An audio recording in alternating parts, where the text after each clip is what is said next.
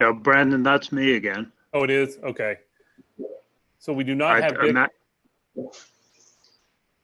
We do not have Dick back yet, correct? Housing. Okay, well, we'll proceed, and then hopefully he'll join us. So we are back now. It's approximately 10:20 a.m. And we can move on to the next item on our agenda, which is item 5K, which is the import application of Dominion Energy North Anna Power Station and Surrey Power Station. Now we'll turn it back over to our Vice Chairman. The technical committee has received and reviewed the import application from Dominion Energy North Anna Power Station and Surrey Power Station dated June 7, 2021. In this case, Dominion Energy is a generator requesting authorization to dispose of waste in accordance with the Act. They've requested authorization for Class B and Class C stable and unstable bead resin, mechanical filters, and dry active waste. And those waste streams were approved via letter correspondence from TCEQ dated July 1, 2021. They've requested a volume of 600 cubic feet and 600 curies of radioactivity. This waste we received no comments, and this waste will originate from the state of Virginia, which is part of the Southeast Compact. It does not require export authorization. And they've requested a one-year agreement with the termination date of August 31, 2022. The technical committee recommends approval, and I'd be happy to answer any questions. Any questions for the technical committee on item 5K, the import application of Dominion Energy? Hearing none, I think we can move on to a motion. I make a motion to approve the import application from Dominion Energy. It's number 1-0304-00. The waste class is Class B and Class C. The waste form is stable and unstable. The waste stream is bead resin, mechanical filters, and dry active waste. The volume is 600 cubic feet. The radioactivity is 600 curies. The waste will originate from Virginia, and the agreement would terminate August 31, 2022. There's a motion. Is there a second? Second. There's a motion and a second. Any further discussion on item 5K, the import application of Dominion Energy North Anna Power Station and Surrey Power Station? Any public comment on item 5K? Hearing none, we can move on to a vote. All in favor of the motion to approve the import application of Dominion Energy North Anna Power Station and Surrey Power Station represented in item 5K on our agenda, please indicate so by saying aye. Aye. Aye. All opposed, no. Aye. Motion passes.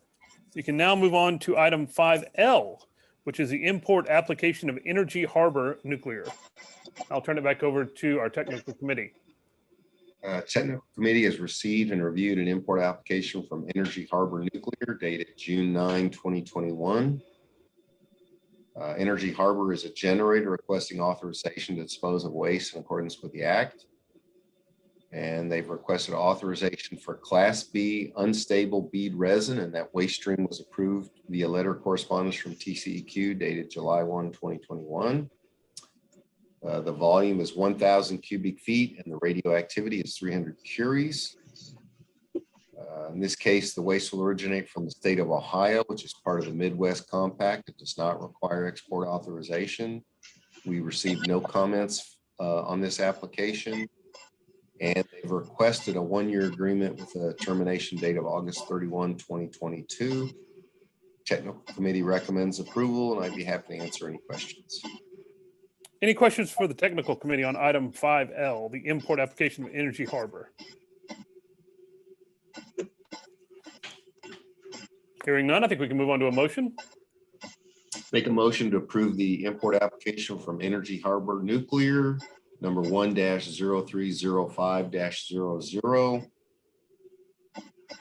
The waste class is Class B. The waste form is unstable. The waste stream is bead resin. The volume is 1,000 cubic feet with 300 curies of radioactivity. The waste will originate from Ohio, and the agreement would terminate August 31, 2022. There's a motion. Is there a second? Second. There's a motion and a second. Any further discussion about item 5L, the import application of Energy Harbor? Any public comment on item 5L? Seeing none, we can move on to a vote. All in favor of the motion to approve the import application of Energy Harbor Nuclear, represented in item 5L on our agenda, please indicate so by saying aye. Aye. Aye. All opposed, no. Motion passes. We can now move on to item 5M, the import application of Aileron Nuclear Services. I'll turn it back over to John. The technical committee has received and reviewed an import application for Aileron Nuclear Services dated June 9, 2021. In this case, Aileron is a broker who's a licensed waste processor and collector requesting authorization to dispose of waste in accordance with the Act. They've requested authorization for Class A, Class B, and Class C unstable discrete items, including sealed sources, macro-encapsulated and stabilized in concrete, depleted uranium, and low-level radioactive waste. And those waste streams were approved via letter of correspondence from TCEQ dated July 1, 2021. They've requested a volume of 1,000 cubic feet and 800 curies. We received no comments about this application. They've indicated that the waste will originate from all states and/or territories except Texas and Vermont. Would note that any waste from the Southwestern, Rocky Mountain, and Northwest compacts will generally require an export authorization, as the Northwest compact asks for those but does not have rules that require them. To date, the broker has not submitted the export authorizations or generator authorization. They've requested that this be considered as part of a small quantity generator set aside, and based on the listed types of generators and the volume in curies, the commission disagrees. They have requested a 1-year agreement with the termination date of August 31, 2022. The technical committee does recommend approval of this application. I'd be happy to answer any questions. Any questions for John on item 5M, the import application of Aileron Nuclear? If we approve this, is it assumed that is that the concern that you raised about whether it's small quantity or not will be part of that approval? My recommendation would be that we would approve it. It would not be part of a small quantity generator set aside. So they would be treated like any other large generator broker and go into that pool of the waste and curies, if you will. Is there any special notification or annotation that indicates that the application is approved in overall for disposal, but the designation as a small quantity generator is not? Like, do we have to go, could we go back to them, have them change that? Or I don't know, is there something attached? Because otherwise the application says small quantity and we've approved it. Seems like. I'm not We've never done that. familiar, I'm not familiar enough with the actual language of the agreement that we have with an importer. And I am not sure if the small quantity generator language is in the actual agreement or if it's something we just do per our records of the recorded meeting. But John, how do we even track the small quantity generators? Do we do a separate spreadsheet for them? It's one large spreadsheet, but I have separate worksheets for small quantity generators versus large quantity generators. So we do keep track of who got approval for what. In addition, when they would send in their generator authorizations, if it was part of a small quantity generator set aside, we would look more closely at those generator authorizations to ensure, for example, that nuclear power plant wasn't one of the generators that that supplied waste to the broker, right? Because nuclear power plants are never considered small quantity generators. So that's an example of, in the actual practice, how we would make sure that if we approve a small quantity generator set aside, that the actual generators, in fact, are small generators as opposed to a large generator. Why can't that be just in a footnote or an asterisk or something on our approval? I think it could. I think it's, Yeah. it's an issue that I've never thought about it. It's never been raised, but I think we could clearly put something like that in our agreement. You know, if we change the form so that that line said, consider for potential small quantity generator designation, I think that'd make it clear that the generator doesn't get to make that designation. They just want to be considered for that designation. And then if you want to add the footnote somewhere that says the commission makes that decision and will track accordingly. You know, in fact, right now, the small quantity generator set aside virtually has no meaning. We've never pushed up against the limits as of yet, right? Right. Actually, there has been a year or two when we didn't actually get to the limit, but we got relatively Close. close. Yeah, yeah. I don't believe that we designate that in their agreements. Chairman Hurley and Dave, you would actually know the history of those agreements better than I do, but I don't believe we designate it in the actual written agreements that they're small batch in those agreements. I think that's correct. Yeah. You know, this discussion makes me wonder if we should go back to that Crystal River application and add that as a condition in that permit, saying, give us your forecast. Just say, you know, your best forecast at this point in time so we can do some capacity projections. Lisa, what are your thoughts on that? I don't understand the connection between Crystal River and the small quantity generator. It's not, it's just this whole discussion about capacity. And John mentioned in 1 year we ran up against the limit, started getting close.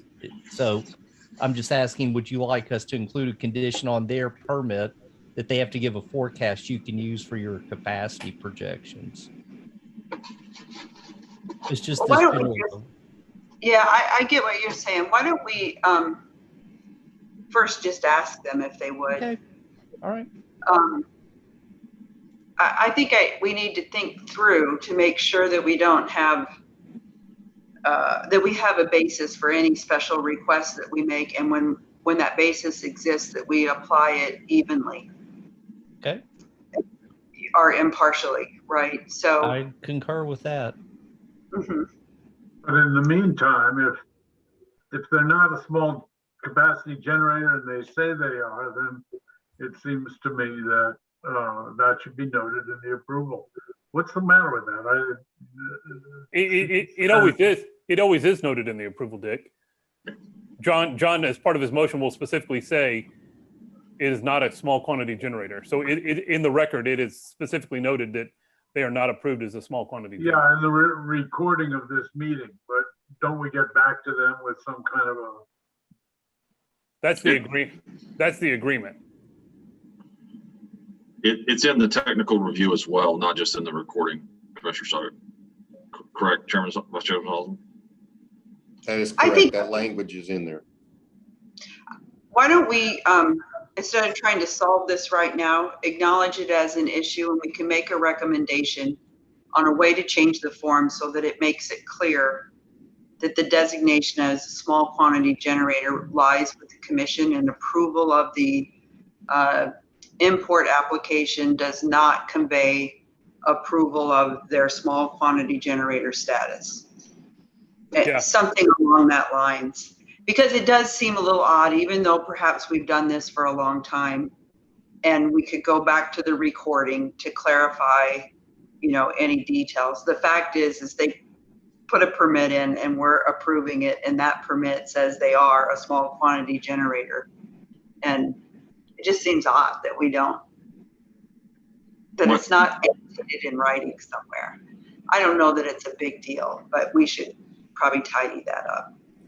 I agree. I think we Might I have. suggest that Vice Chairman Salzman and I work through that and maybe with you, Commissioner Edwards, on a way to satisfy those concerns for next time? Sounds good. You might want to check with Commissioner Saudek as well. Yes, sir. Yes, ma'am. And we'll Yes, sir. also make the change in the actual import agreement that we all end up signing to document what we do here. So we will make sure that becomes a new line in the import agreement as well.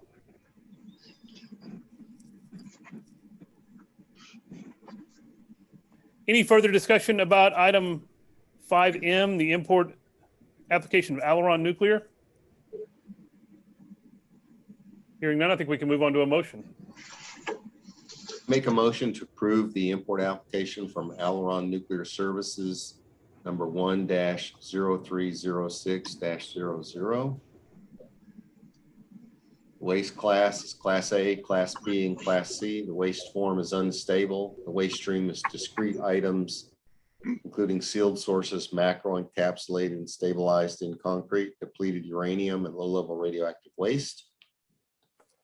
The volume is 1,000 cubic feet. The radioactivity is 800 curies. The waste will originate from all states and/or territories except Texas and Vermont. Any waste from the Southwestern, Rocky Mountain, or Northwest compacts will generally require export authorizations, and those export authorizations and generator authorizations need to be provided to the Commission administration in not more than 4 packages. This waste is not approved under a small quantity generator set aside, and the agreement would terminate August 31, 2022. There's a motion. Is there a second? Second. There's a motion and a second. Any further discussion about item 5M, the import application of Aileron Nuclear? Any public comment on item 5M? Seeing no hands raised, we can move on to a vote. All in favor of approval of, or yes, all in favor of the motion to approve the Aileron Nuclear Services with the stipulations noted by the Vice Chairman, please indicate so by saying aye. Aye. All opposed, no. Motion passes. We can now move on to item 5M. The import application of Arizona Public Service. Hey, Brandon, Verde. Yes. I was on, I didn't get my vote recorded, so I vote aye in that last vote. Okay. Thank you, Judge. We can now move on to item 5N, the import application of Arizona Public Service Palo Verde. We will turn it back over to the Vice Chairman. Technical Committee has received and reviewed an import application from Arizona Public Service. It's Palo Verde Nuclear Generating Station. I noticed in my technical review, I misspelled Palo. That application was received June 10, 2021. Palo Verde is a generator requesting authorization to dispose of waste in accordance with the Act. They've requested authorization for Class A, Class B, and Class C unstable ion exchange resin, cartridge filters, sludge, evaporator bottoms, and dry active waste. And those waste streams were approved via letter correspondence from DCEQ dated July 1, 2021. The volume requested is 2,000 cubic feet, and the radioactivity is 600 curies. No comments were received by the Commission. This waste will originate from the state of Arizona, which is part of the Southwestern Compact and does require export authorization. And they have requested an agreement with a termination date of August 31, 2022. Technical Committee recommends approval, and I'd be happy to answer any questions. Any questions for the Technical Committee on item 5N, the import application of Arizona Public Service Palo Verde? Hearing none, we can move on to a motion. Make a motion to approve the import application from Arizona Public Service Palo Verde Nuclear Generating Station, number 1-0307-00. The waste class is Class A, Class B, and Class C. The waste form is unstable. Waste stream is ion exchange resin, cartridge filters, sludge, evaporator bottoms, and dry active waste. Volume is 2,000 cubic feet. The radioactivity is 600 curies. The waste is from the state of Arizona and will require an export authorization. And the agreement would terminate August 31, 2022. There's a motion. Is there a second? Second. There's a motion and a second. Any further discussion about item 5N, the import application of Arizona Public Service Palo Verde? Any public comment on item 5N? Hearing none, we can move on to a vote. All in favor of the motion to approve the import application request of Arizona Public Service Palo Verde, represented in item 5N on our agenda, please indicate so by saying aye. Aye. Aye. All opposed, no. Motion passes. Can now move on to item 5O, which is the import application of U.S. Army Joint Munition Command. And I will once again turn it back over to John. Technical Committee has received and reviewed an import application from U.S. Army Joint Munitions Command, care of Aerojet Ordnance, Tennessee, dated June 10, 2021. In this case, the U.S. Army is a generator, a Department of Defense generator, I might add, requesting authorization to dispose of waste in accordance with the Act. They've requested authorization for Class A unstable depleted uranium oxides and metal. And that waste stream was approved for disposal via letter correspondence from TCEQ dated July 1, 2021. They've requested a volume of 1,500 cubic feet and 45 curies of radioactivity. This waste will originate from the state of Tennessee, which is part of the Southeast Compact and does not require export authorization. And they've requested a 1-year agreement with the termination date of August 31, 2022. Technical Committee recommends approval, and I'd be happy to answer any questions. Any questions for the Technical Committee on item 5O? Hearing none, I think we can move on to a motion. I make a motion to approve the import application from U.S. Army Joint Munitions Command, care of Aerojet Ordnance, Tennessee, number 1-0308-00. The waste is Class A. The waste form is unstable. The waste stream is depleted uranium oxides and metal. The volume is 1,500 cubic feet. It's 45 curies of radioactivity. The waste will originate from the state of Tennessee, and the agreement would terminate August 31, 2022. There's a motion. Is there a second? Second. Second. There's a motion and a second. Any further discussion about item 5O, the import application of the U.S. Army Joint Munitions Command? Any public comment on item 5O? Hearing none, we can move on to a vote. All in favor of the motion to approve the import application of the U.S. Army Joint Munitions Command, represented in item 5O on our agenda, please indicate so by saying aye. Aye. Aye. Aye. All opposed, no. Motion passes. We can now move on to item 5P, the first import application of Holtec decommissioning. And I'll turn it back over to our Vice Chairman. Technical Committee has received and reviewed an import application from Holtec Decommissioning International, dated June 10, 2021. In this case, Holtec is a generator requesting authorization to dispose of waste in accordance with the Act.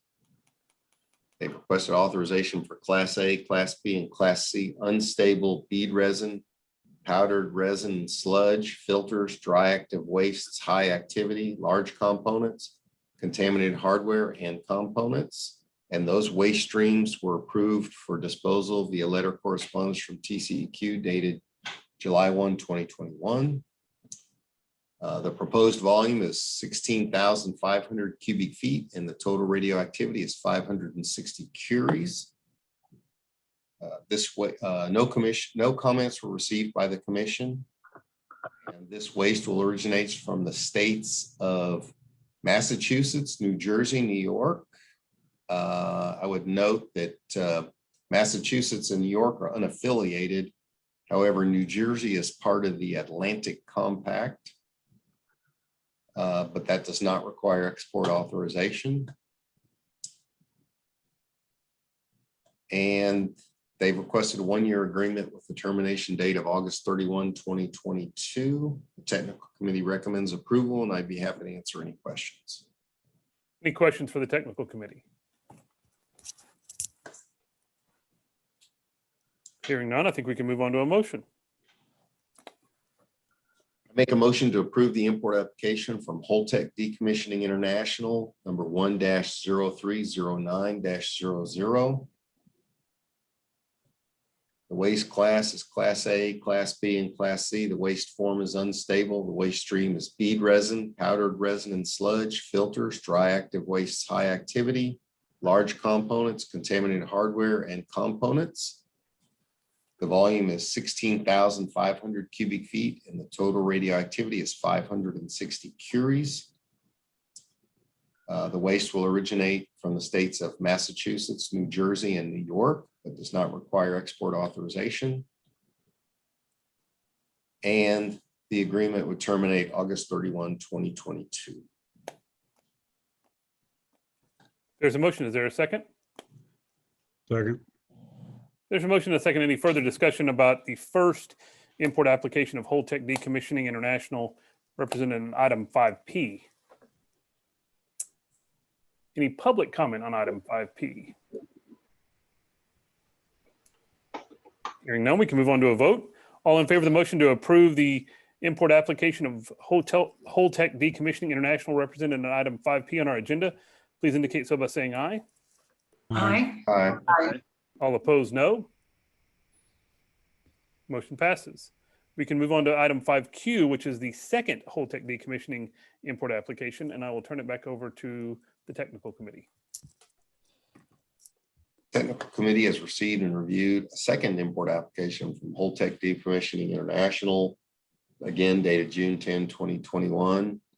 I'll just hit the highlights of this one. The difference is, in this case, it's the waste stream. Holtec has requested authorization for Class A, Class B, and Class C unstable irradiated hardware and reactor vessel components. Those waste streams were approved for disposal via letter correspondence from TCEQ dated July 1, 2021.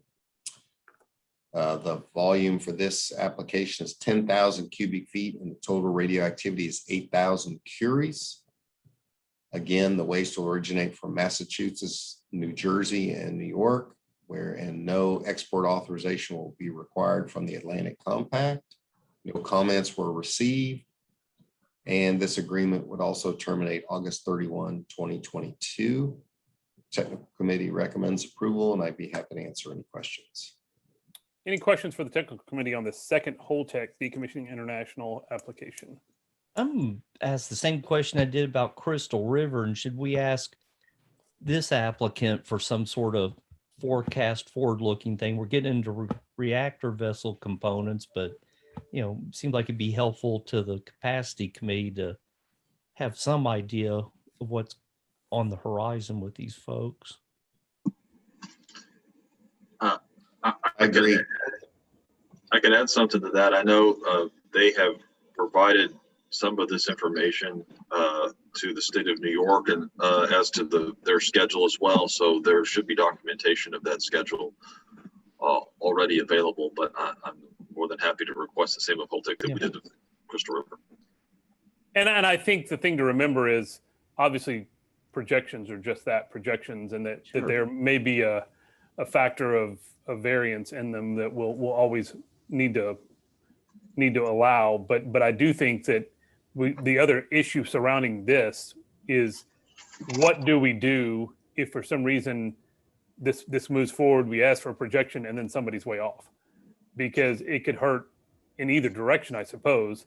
If they come back and need a substantially larger amount of disposal capacity, then we may not have planned appropriately for it. Conversely, if they've asked for something and we've effectively reserved them that capacity, and then they don't use it, we're back to our same problem we've always had with our contingent curie.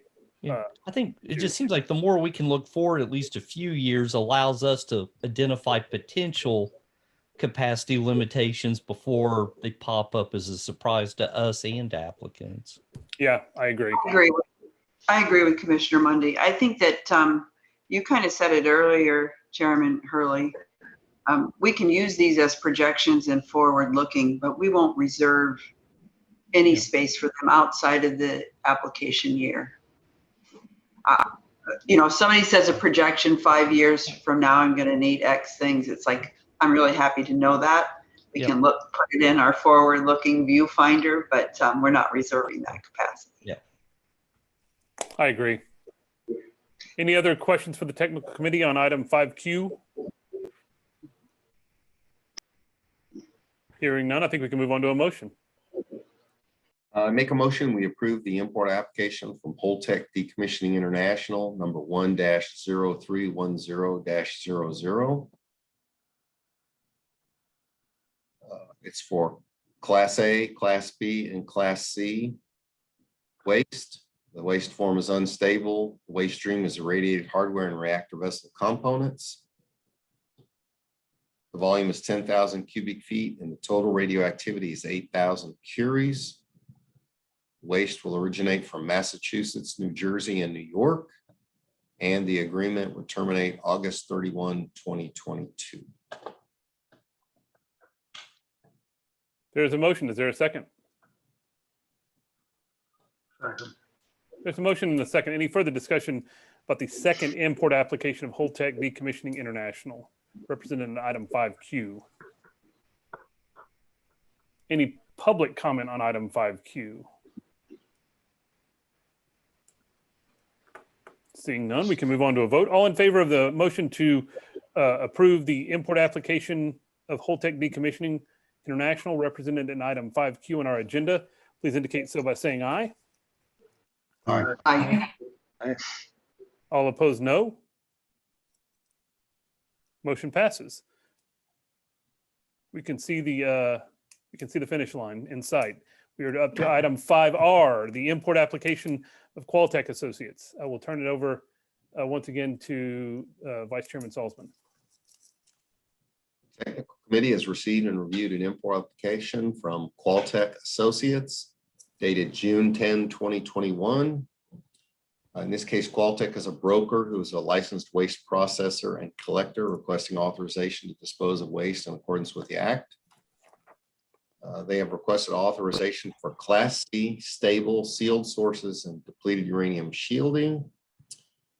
And those waste streams were approved for disposal via letter correspondence from TCEQ dated July 1, 2021. They've requested a volume of 55 cubic feet and a total radioactivity of 120 curies. They've indicated that this waste will originate from the Rocky Mountain, Southwestern, Midwest, Central, Southeast, Central Midwest, Appalachian, and Atlantic compacts, the unaffiliated states of Nebraska, Michigan, New York, New Hampshire, Maine, Massachusetts, Rhode Island, and North Carolina, and Washington, D.C. Any waste from the Southwestern or Rocky Mountain compacts will require export authorization. I would note to date, those export authorizations and generator authorizations have not been submitted. No comments were received on this application, and they have requested a one-year agreement with termination date of August 31, 2021. They have also requested this be considered part of a small quantity generator set aside, and based on the requested volume and curies, the commission agrees with this one. Technical Committee recommends approval, and I'd be happy to answer any questions. Any questions? Commissioner Salzman, I understand on the waste volume and activity why it looks like a small quantity generator, but they do specifically list the generator type to include utility and government. And so what, and I think that's your observation is accurate, Lisa. We'll have to look at, when they submit their generator authorizations, we'll have to look at who those are coming from. We obviously always have the right to rescind that.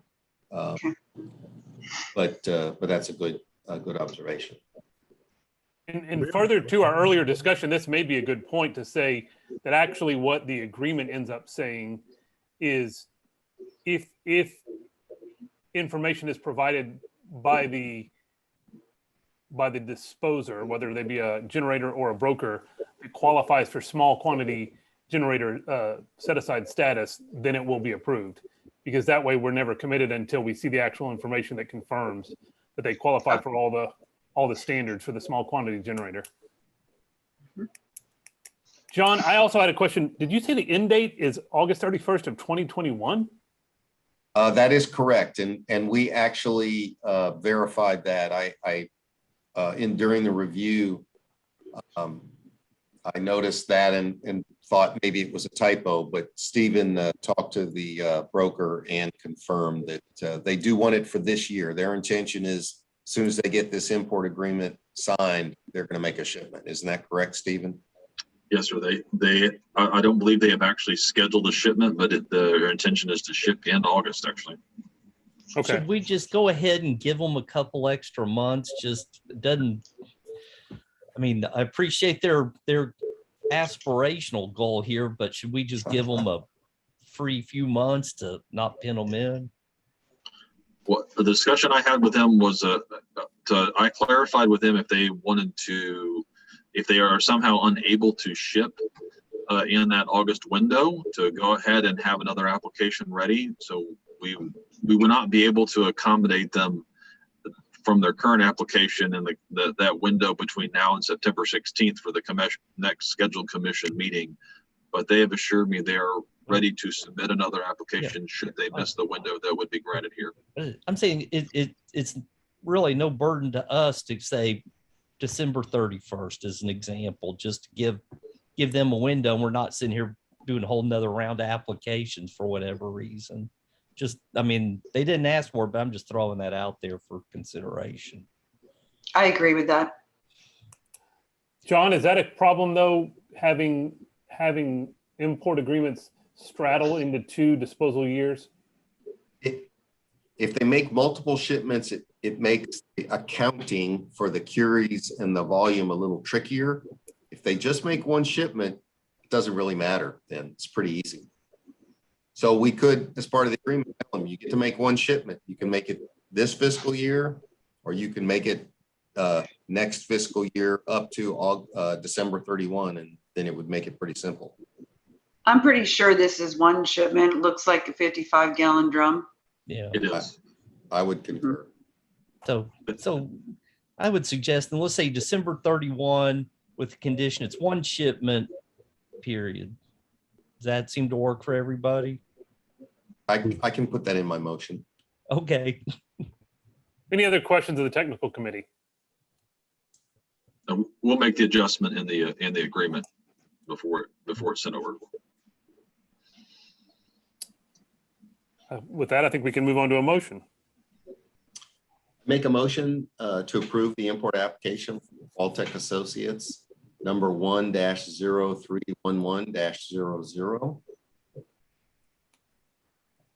The waste class is Class C. The waste form is stable. The waste stream is sealed sources and depleted uranium shielding. The volume is 55 cubic feet, and the total radioactivity is 120 curies.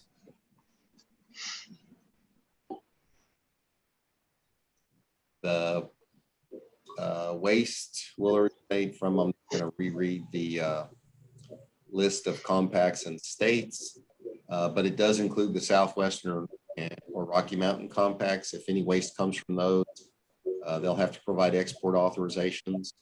They also need to provide the generator authorizations. The agreement would terminate December 31 of 2022. It's part of a small quantity generator set aside. And stipulation of the agreement is that this be made in one shipment. I think Did you meant mean to say December December 20th. of 21? You said Oh, I'm December. sorry. You're correct. I got Too many fiscal years and calendar years, and you're correct. I'll restate that to say December 31 of 2021. There's a motion. Is there a second? Second. There's a motion and a second. Any further discussion about item 5R, the import application of Qualtech Associates? Any public comment on the Qualtech application? Seeing none, we can move on to a vote. All in favor of the motion to approve the import application of Qualtech Associates as stated with the new termination date of 12/31/21, please indicate so by saying aye. All right. Aye. All opposed, no. Motion passes. With that, we can move on to item 5S, which is the first import application of Aerojet Ordnance Tennessee. And we will turn it back over to the Vice Chairman. The Technical Committee has received and reviewed an import application from Aerojet Ordnance Tennessee dated June 10, 2021. In this case, Aerojet is a generator requesting authorization to dispose of waste in accordance with the Act. And they've requested authorization for Class A unstable depleted uranium oxides and metal waste. Those waste streams were approved for disposal via letter correspondence from TCEQ dated July 1, 2021. The volume proposed is 350 cubic feet and the total radioactivity is 10 curies. This waste will originate from the state of Tennessee, which is part of the Southeast Compact and does not require export authorization.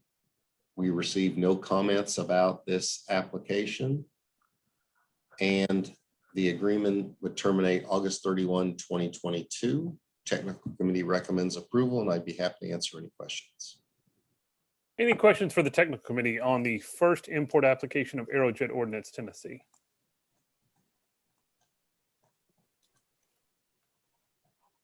Hearing none, I think we can move on to a motion. Make a motion to approve the import application from Aerojet Ordnance Tennessee. That's number 1-0312-00. The waste is Class A. The waste form is unstable. The waste stream is depleted uranium oxides and metal waste. The volume is 350 cubic feet. The total radioactivity is 10 curies. The waste will originate from the state of Tennessee. And the agreement would terminate August 31 of 2022. There's a motion. Is there a second? Second. There's a motion and a second. Any further discussion about the import application, the first import application of Aerojet Ordnance Tennessee represented in the item 5S on our agenda? Any public comment on item 5S? Hearing none, I think we can proceed to a vote. All in favor of the motion to approve the Aerojet Ordnance Tennessee import application represented in item 5S on our agenda, please indicate so by saying aye. Aye. Aye. All opposed, no. Motion passes. And last but not least, item 5T, the second import application of Aerojet Ordnance Tennessee. I will turn it back over to the Vice Chairman. The Technical Committee has received and reviewed a second import application from Aerojet Ordnance Tennessee dated June 10, 2021. I will just hit the highlights of the changes on this one. With the big change being the waste stream. This particular application includes depleting uranium oxides and metal waste and depleted uranium penetrators. Those waste streams were approved via letter correspondence dated July 1, 2021. In this case, the volume is 3,400 cubic feet and the radioactivity is 115 curies. Again, the waste is from Tennessee, which does not require export authorization. We received no comments on this application. And the agreement would terminate August 31, 2022. The Technical Committee recommends approval, and I'd be happy to answer any questions. Any questions for the Technical Committee on item 5T, the second import application of Aerojet Ordnance?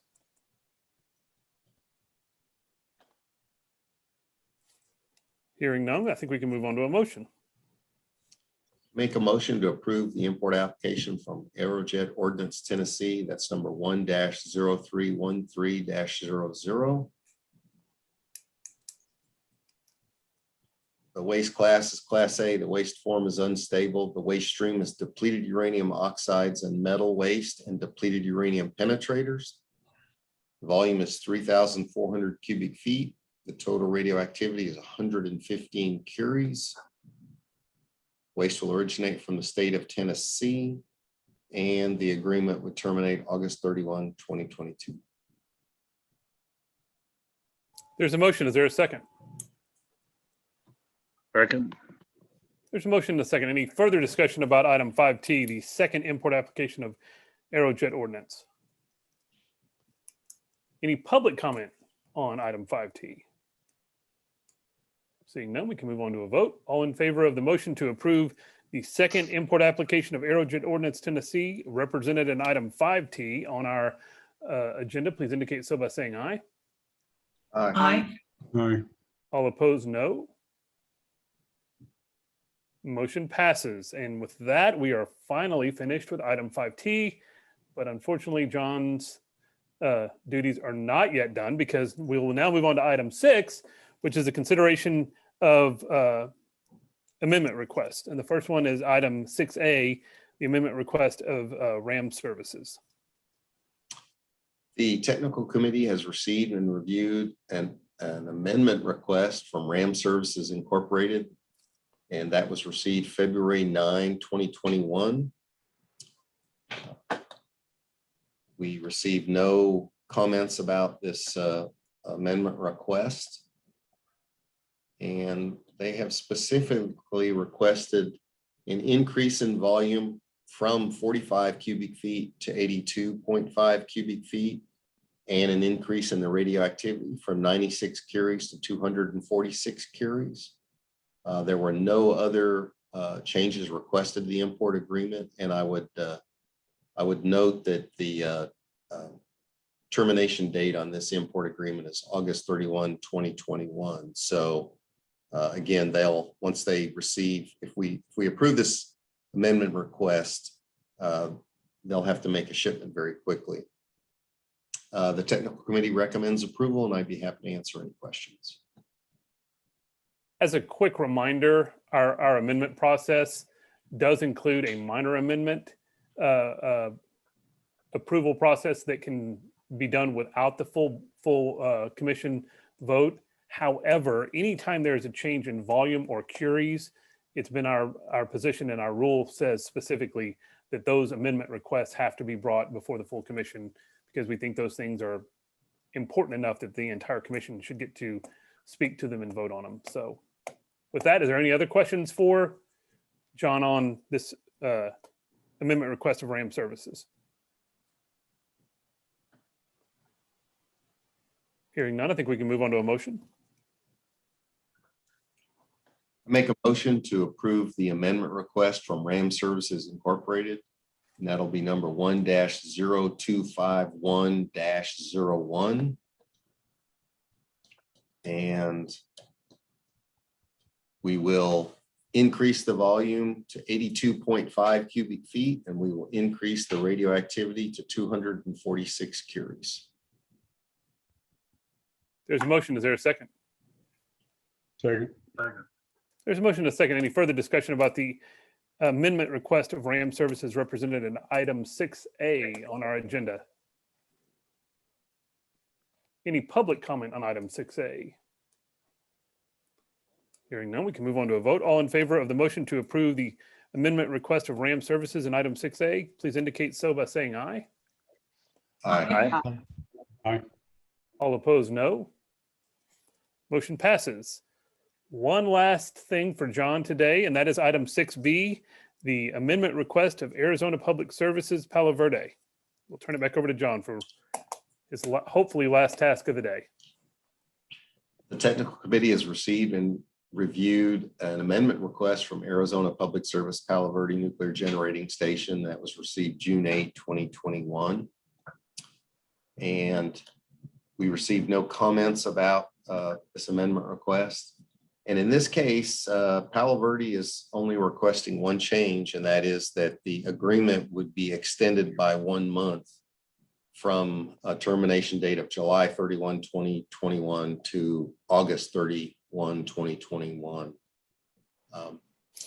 Note that I believe my original motion when we approved this import request was for August 31. However, the actual agreement contained a termination date of July 31, 2021. And by making this change, this will extend it 1 year. They'll finish shipping everything this year. And then we earlier in today's meeting approved their next import request, which will terminate August 31 of 2022. So their agreements will line up with our fiscal years.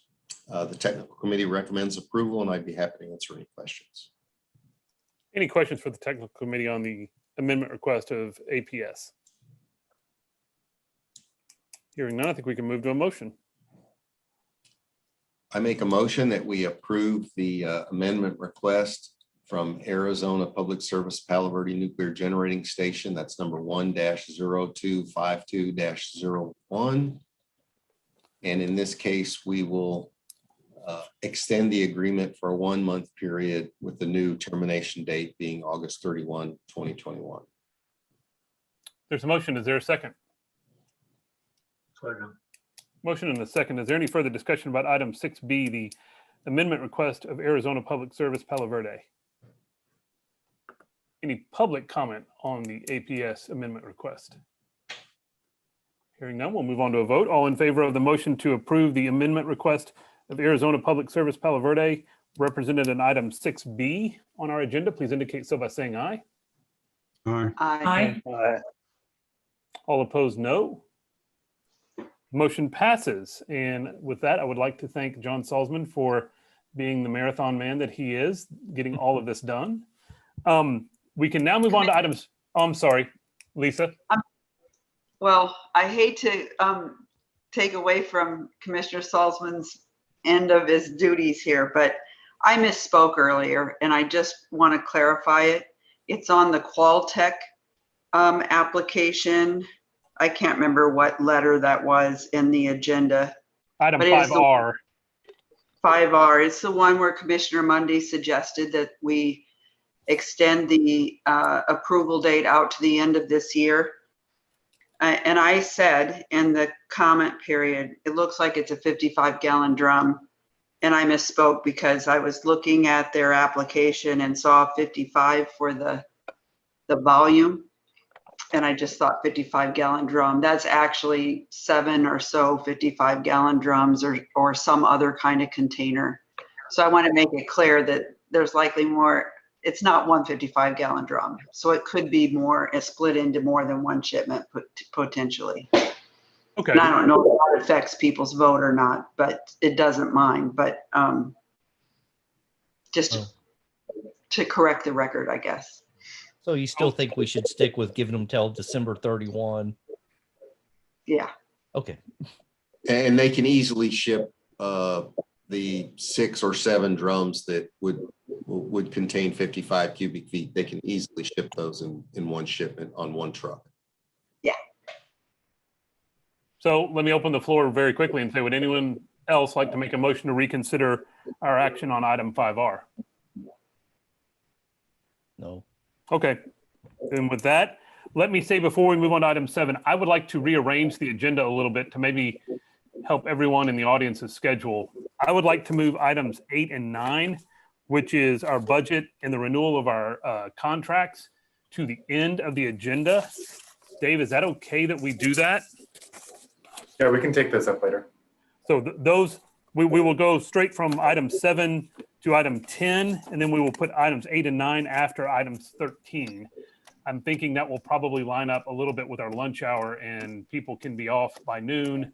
And if we want to work through lunch, we can. If we want to take a lunch break, we can. But that way, maybe we don't impose on others' schedules, since I know those things are kind of like watching paint dry. So with that, we can move on to item 7, which is the report from WCS. And my understanding is that today we are being joined by Ryan Williams.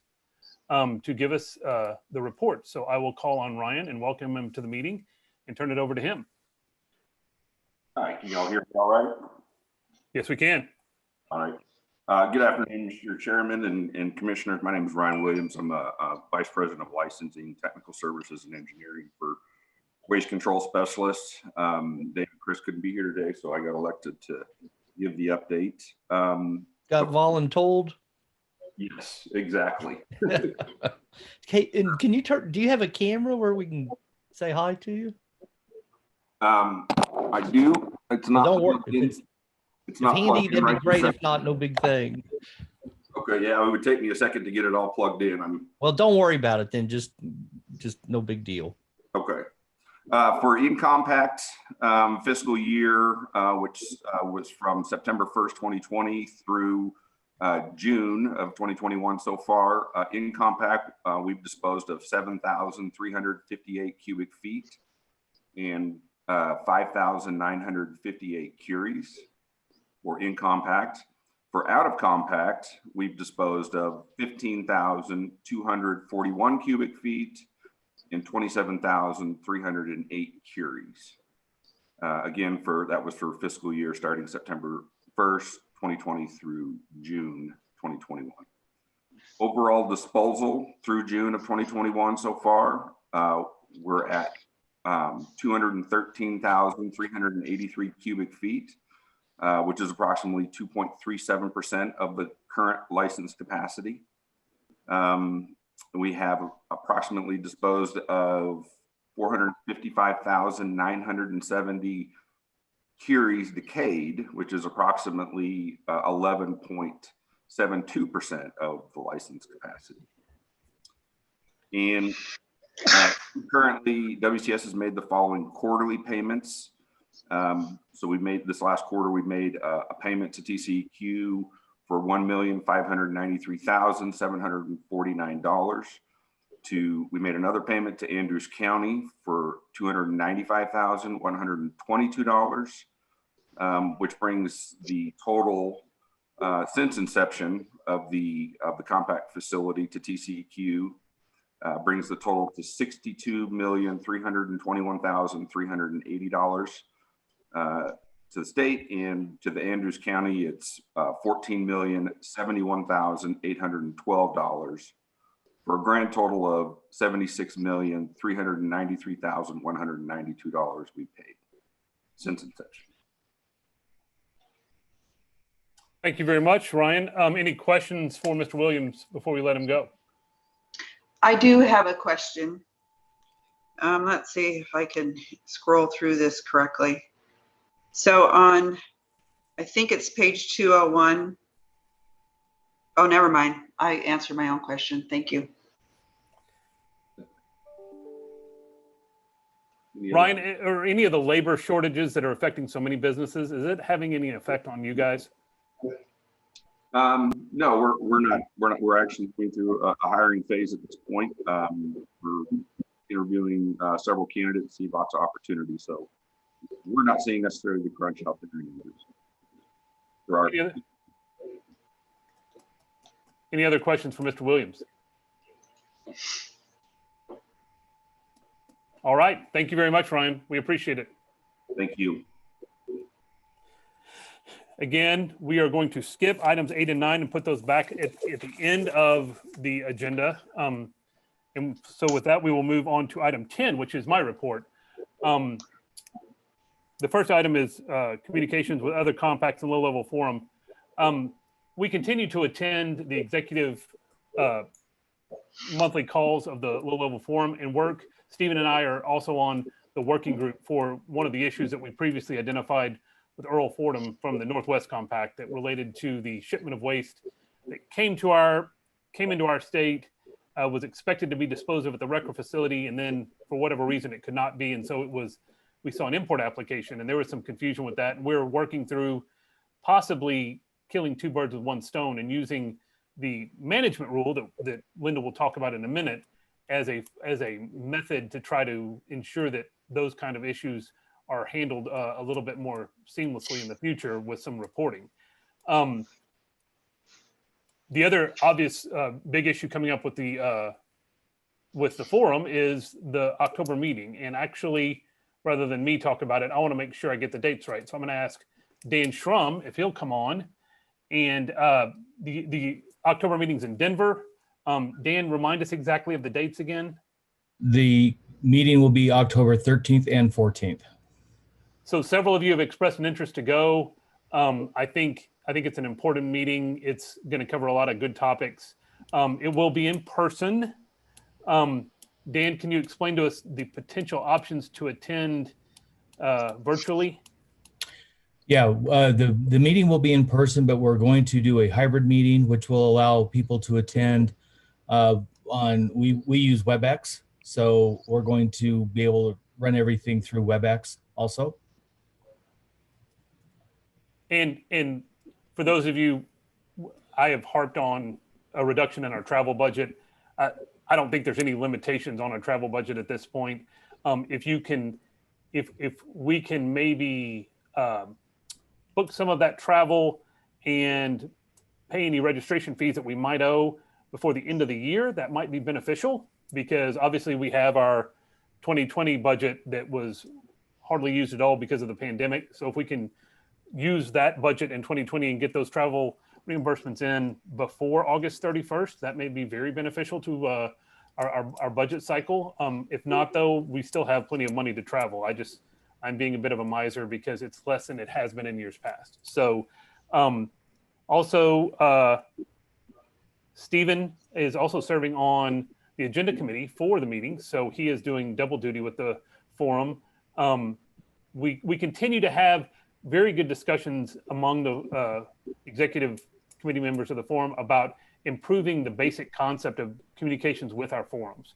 I think it's very important. I think it's going to make everybody's lives easier, help us avoid problems in the future. So I'm very excited and encouraged about the way the low-level forums providing a flat platform to do that sort of thing. So with that, I will say thank you to Dan. Before I let Dan go, does anybody have any questions of Dan about the upcoming meeting or anything else going on with the forum? Could you just please repeat where and when the meeting is? The meeting is October 13th and 14th. It will be in person in Denver, Colorado. Stephen has the information for the hotel if you would like to get registered for the hotel. And we will also be providing this virtually for those that still aren't comfortable traveling or if you have a travel restriction. And Dan, while you're on, you should pitch our luncheon we're going to do and our NRC folks that'll be there. If you want to get attendance up, I'll let you pitch for it. Currently, we have Commissioner Wright, who will be our keynote speaker. He's one of the, right now, I guess there's 3 commissioners at the NRC. And part of that, we're going to host a luncheon in order to celebrate meeting in person and the fact that we have an NRC commissioner. On the 13th, when does that start? At 1 or 8 o'clock in the morning? 9 o'clock in the morning. Okay. And the second day will only go till 1. Yeah, that's what I knew. There's 1. Dan, are there any other outside activities the day before, the day after, the afternoon of the second day, or is it just the meeting? It is just the meeting for this one. In the future, we'll be looking to try to go someplace, that manages or deals with low-level radioactive waste. And as a preview, the spring meeting, which will be obviously be 2022, will be in San Antonio. So that is something that I hope we can support since it's in our compact. And Dan, what are the dates on that one? Keep going, and I will tell you. So what we may want to do, if possible and budgets allow, we may want to plan one of our meetings around that meeting and have it in San Antonio. And that may take some planning, I know, but if we all feel comfortable traveling by that point, which hopefully we will, that may be something that we look into so we can have the opportunity for those who want to stick around and maybe go to the forum meeting and again, kill 2 birds with 1 stone. And Yeah. that meeting is April 6th through 7th. And it will be at the La Quinta in San Antonio, right on the Riverwalk. So mark that on your calendar as well. Any other questions for Dan? How's things going with the new executive director and the new ways? Pretty good? I'll let Brandon answer that. Well, I'm going to use my discretion and just say Dan's an okay guy. No, Dan has done phenomenal. The primary reason I was hugely in favor of rejoining the forum was because I knew Dan was going to be at the helm, and it's a brand new day at the forum, and I think it is headed in the right direction, and I think it will continue to. And it's going to take a lot of work, and it's going to take a lot of work from all the members, including us, to chip in and kind of get the ship, steaming ahead at the right speed and direction. But I think we're off to the right start for sure. I would add Judge Dolger. He has been very helpful to Chairman Hurley and myself as we work through some of these things over the last few months. Absolutely. Appreciate it, Dan.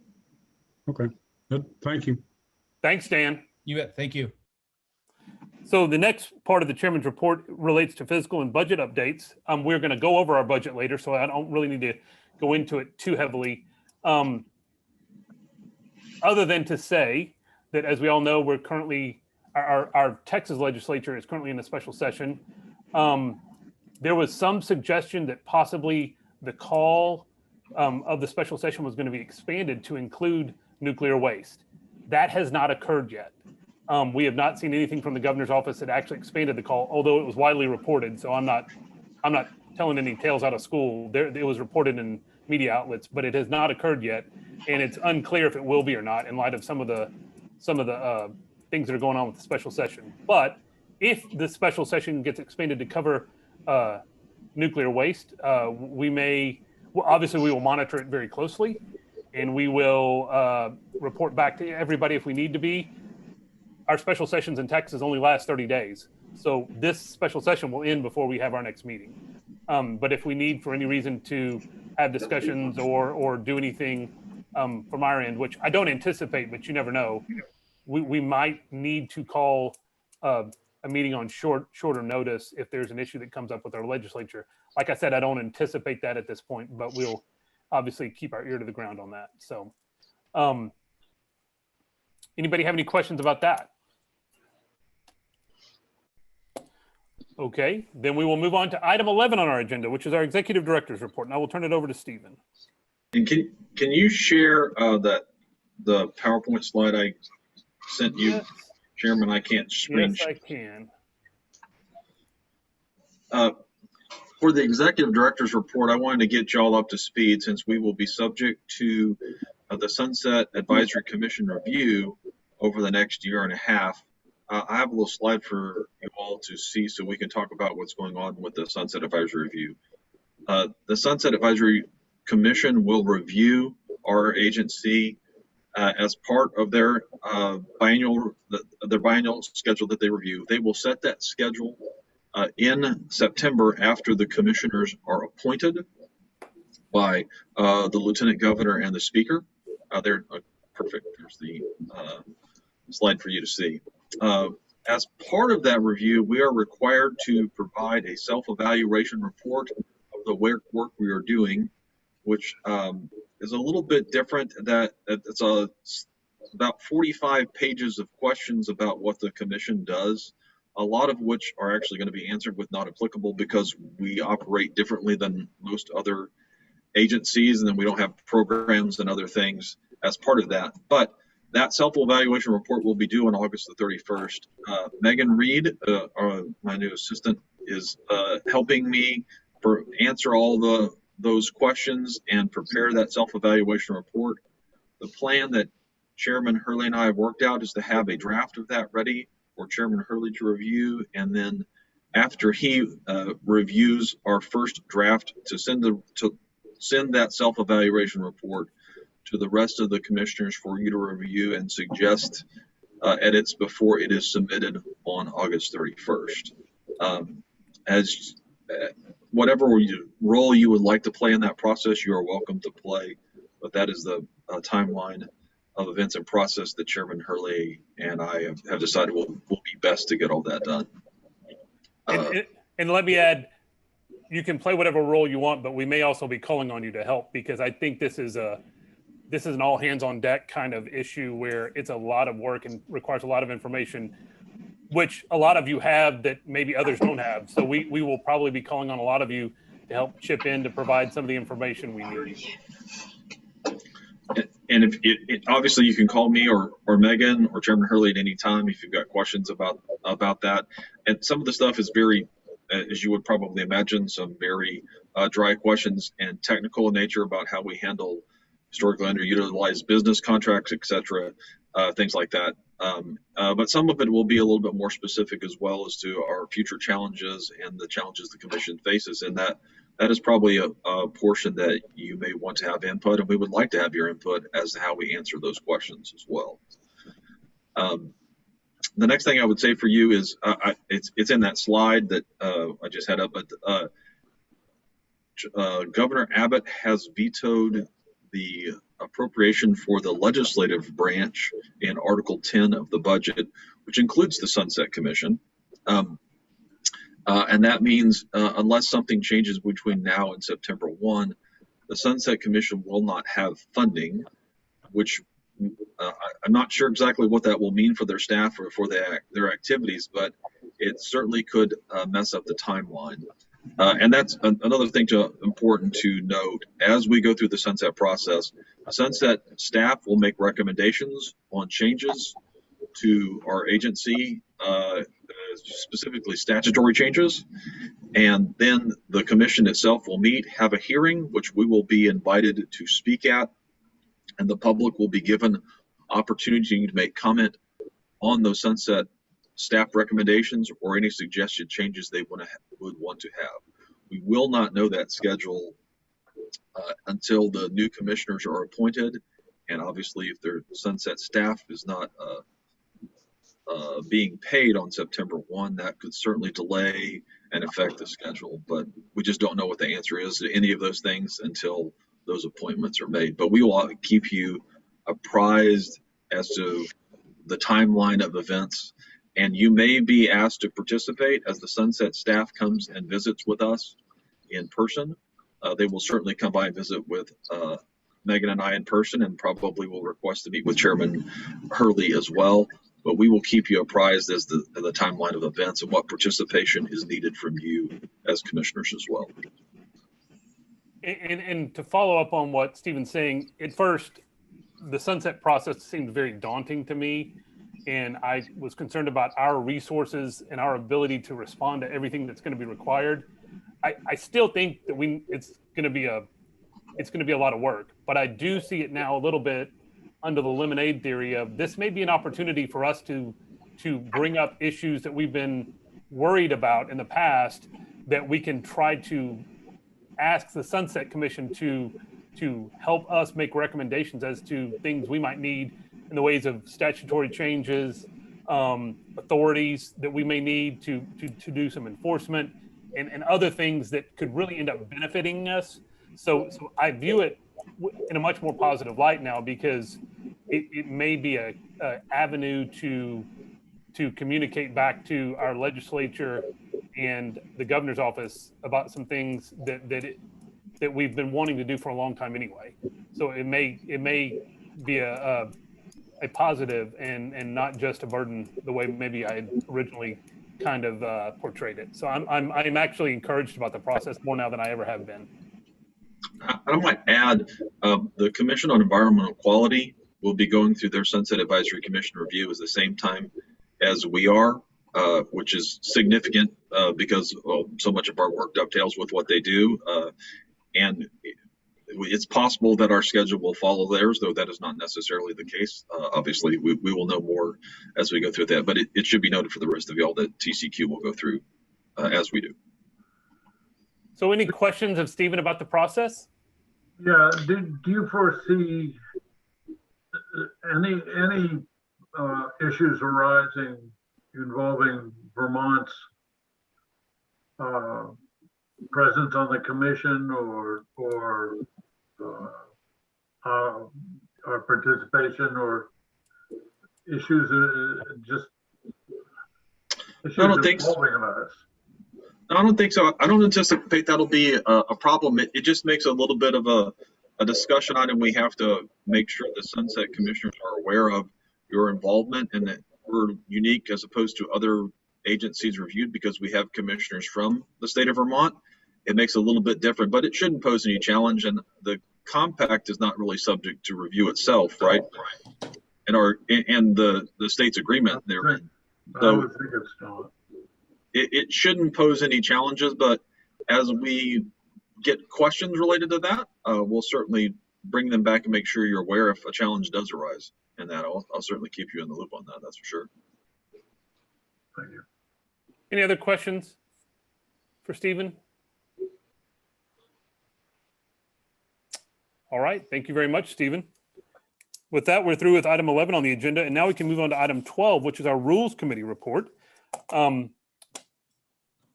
As you all know, Linda Morris holds the record for most committee memberships and possibly even the most work done on those committees, other than her and John are neck and neck for the lead right now. But I will turn it over to Linda so we can have a quick report from her on where we are with the review of our management rule. Thank you, Chairman Hurley. The Rules Committee has 31 TAC 675.24 under review, as you know. This is the so-called management rule. It's a very long title, but we're referring to it simply as the management rule. The committee is actively meeting. We have a meeting scheduled for next week. A technical review has been done by John and myself to and us, along with the full committee, have identified areas of interest that really will require some additional information gathering. For example, we want to look at federal rules and how they may impact this rule, including things like possible changes to the NRC manifesting system, other Department of Energy, U.S. State Department, several things that we're looking at to see if any of these other federal rules would need to be meshed with what we're trying to do. So we're looking forward to presenting a draft in the not too distant future. However, if anyone has any thoughts or comments on this rule, please send those. We invite you to send those directly to our executive director, Stephen, or even directly to the administrative email address. So really, that's all we have to report. Hopefully, we are making progress, and we're all happy with that, and look forward to presenting something in the not too distant future. Thank you, Linda. And under the theory that all rivers eventually merge back into one, it has been interesting to me that the work of the Rules Committee on the Management Rule really overlaps with the Capacity Committee, and obviously, Yes. as I said earlier, overlaps with the working group that we're on for the low-level forum. So it is an important job, and I think it's going to take some time to give it the proper review and drafting and all of that. But I do think we're off on the right foot. So thank you very much. Any questions for Linda before we move on? Hearing none, we can move on to item 13, which is discussion and possible changes to our meeting schedule. Let me put up on the screen, if I can find it, what our next, when we have our next couple of meetings.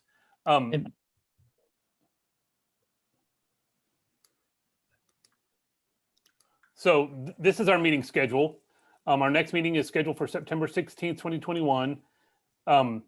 Again, as it says in the title, all meetings will be held by remote means until further notice. However, there has not been a formal notice, I don't think, and Dave Gordon maybe can correct me on this, but I don't think there's been a formal notice that the governor's order or proclamation has been rescinded.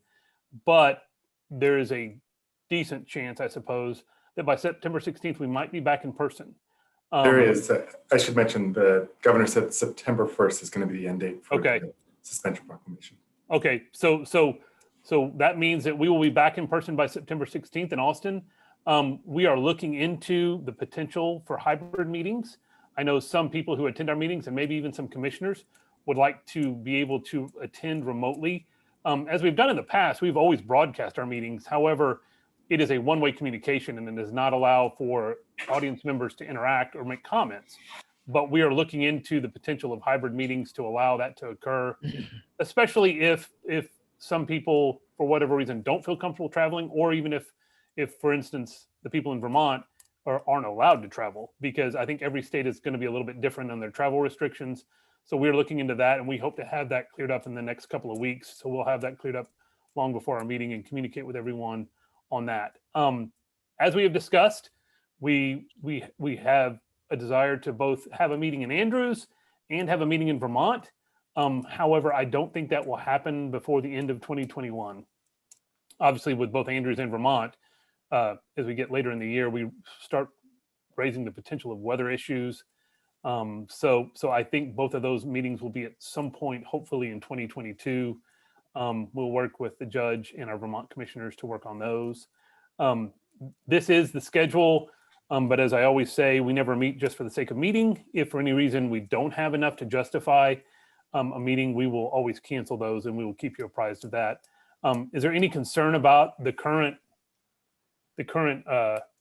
schedule for the next 3 meetings?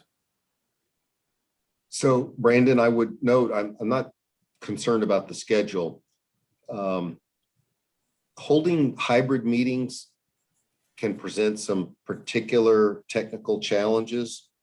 So if we do believe that's a direction we're going to take for any of these upcoming meetings, we need to start working on those technical issues today, because the facility where you're going to hold your meeting has a big part to play in being able to have a hybrid meeting. Yes, I agree. I would. Go ahead, sorry, Jeremy. No, I was just going to say, and we've already started to have those discussions. And obviously, since we generally have our meetings in the Capitol, we've started to check on all of that from both the Senate Tech Services and maybe the House Tech Services, depending on which room we meet in. But if it means we need to move our meetings from the Capitol, we may do that so we can have these hybrid options, because I do know that it may be important for a lot of people. Well, I'll tell you, we have visited with the folks at the Capitol for the audiovisual folks for both the House and the Senate. It is very possible for us to have a hybrid meeting. It would be easier if we actually held them in the Reagan building. If you all are familiar with the Reagan building, which is connected to the Capitol, if we move towards hybrid meetings. But it is possible. The question probably is a manpower challenge related to back again to the legislative funding and what's going to be available. Since the legislature is not currently funded in September, we may have some challenges as to availability in September. If there aren't any staff actually at the Capitol, we will have to move probably to another office if that is not resolved between now and then. I think if it's at all possible, if we want to try a hybrid meeting, if there's a way to, if people are willing to have a quorum in Austin, wherever the location is, just in case the hybrid portion doesn't work right. That way we can still have the meeting with the people who are actually there, but sort of do a test run for future options. I think that's smart, Lisa. Yeah, I agree. What about TCQ's commission room? That's, as long as they will have us, that's always an option. And I don't know. I mean, I'm sure TCQ is dealing with the same issues we're talking about, and obviously have more staff to handle it.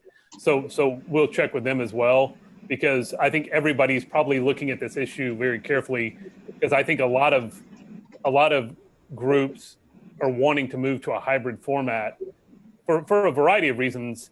And you know, as Jeff was mentioning earlier, like all judges and anyone else that has a public forum, I think what the last year has taught us is that it presents some actual benefits that we're realizing. And as long as we can get over the technical aspects of it, it may be something that we really want to make sure we can do in the future to open up our meetings to as many people as possible that want to attend them.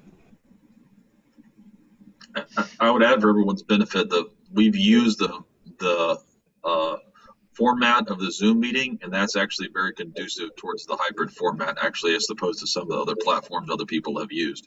So the technical challenges, I don't think are as great as maybe as we anticipated, but I will keep you apprised of that as we address them. And I don't know, I know the judge did, but I watched the Andrews County Commissioners public meeting the other day, and they, obviously that was via the Zoom format, and they had 2 cameras. And so when the commissioner and the county judge or commissioners were speaking, the camera was on them. And then when someone in the audience spoke, it switched to the other camera that focused in on the lectern where people came up and spoke. So I thought that worked out really well.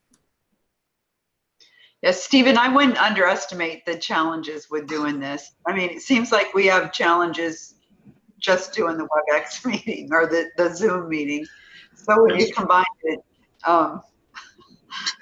Sure. Yeah, let's put it this way. I've addressed some of them, but there will always be new challenges. You are exactly right. We will stay ahead of them. The biggest challenge is making sure you have enough screens and enough cameras that you can make it work for everyone that needs to be present. And I know Dave is here. If we're going to do a hybrid format, back that we talked about before, we need to make sure that it is interactive. And as long as we're having folks vote that are not physically present in the room, we need to make sure it's interactive on their part, and that is going to be a challenge to make sure we address it. But we will keep track of that, and I'll keep you apprised. Any other questions? Any concerns about the dates going forward, by the way?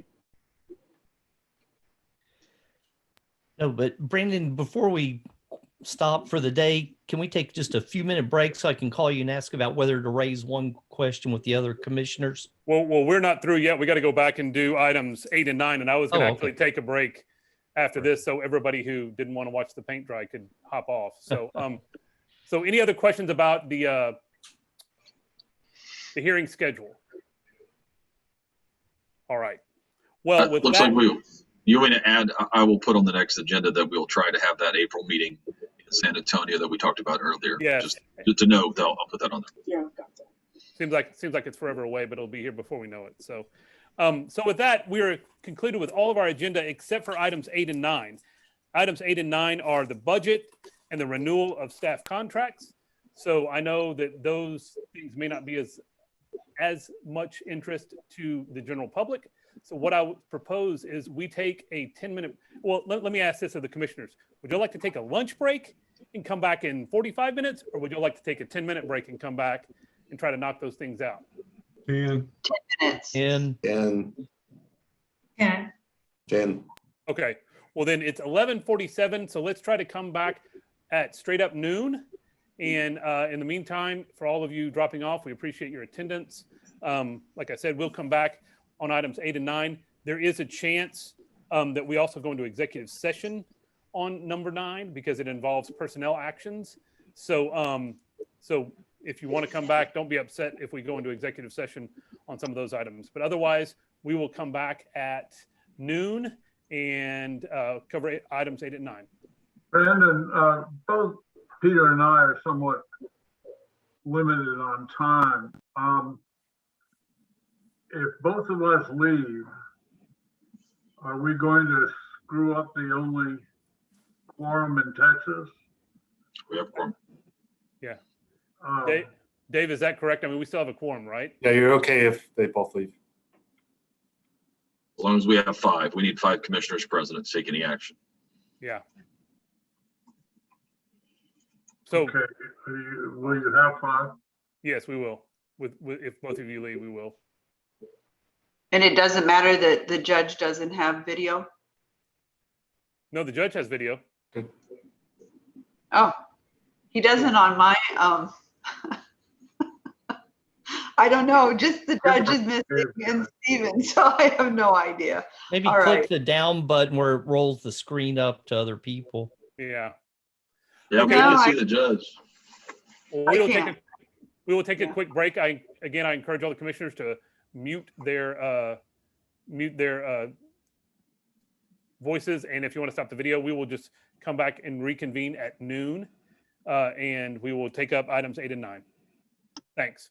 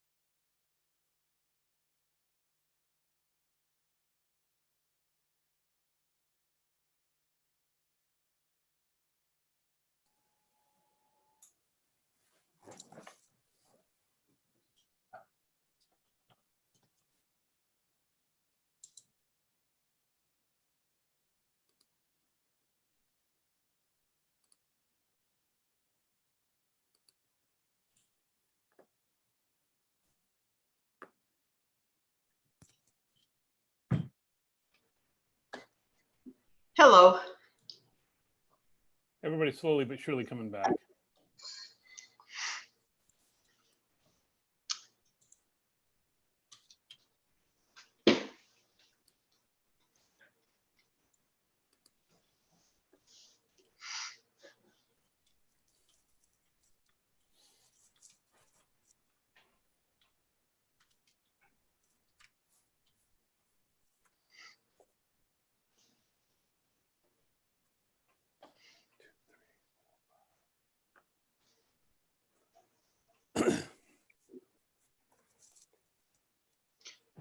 Dick, how long can you stay for?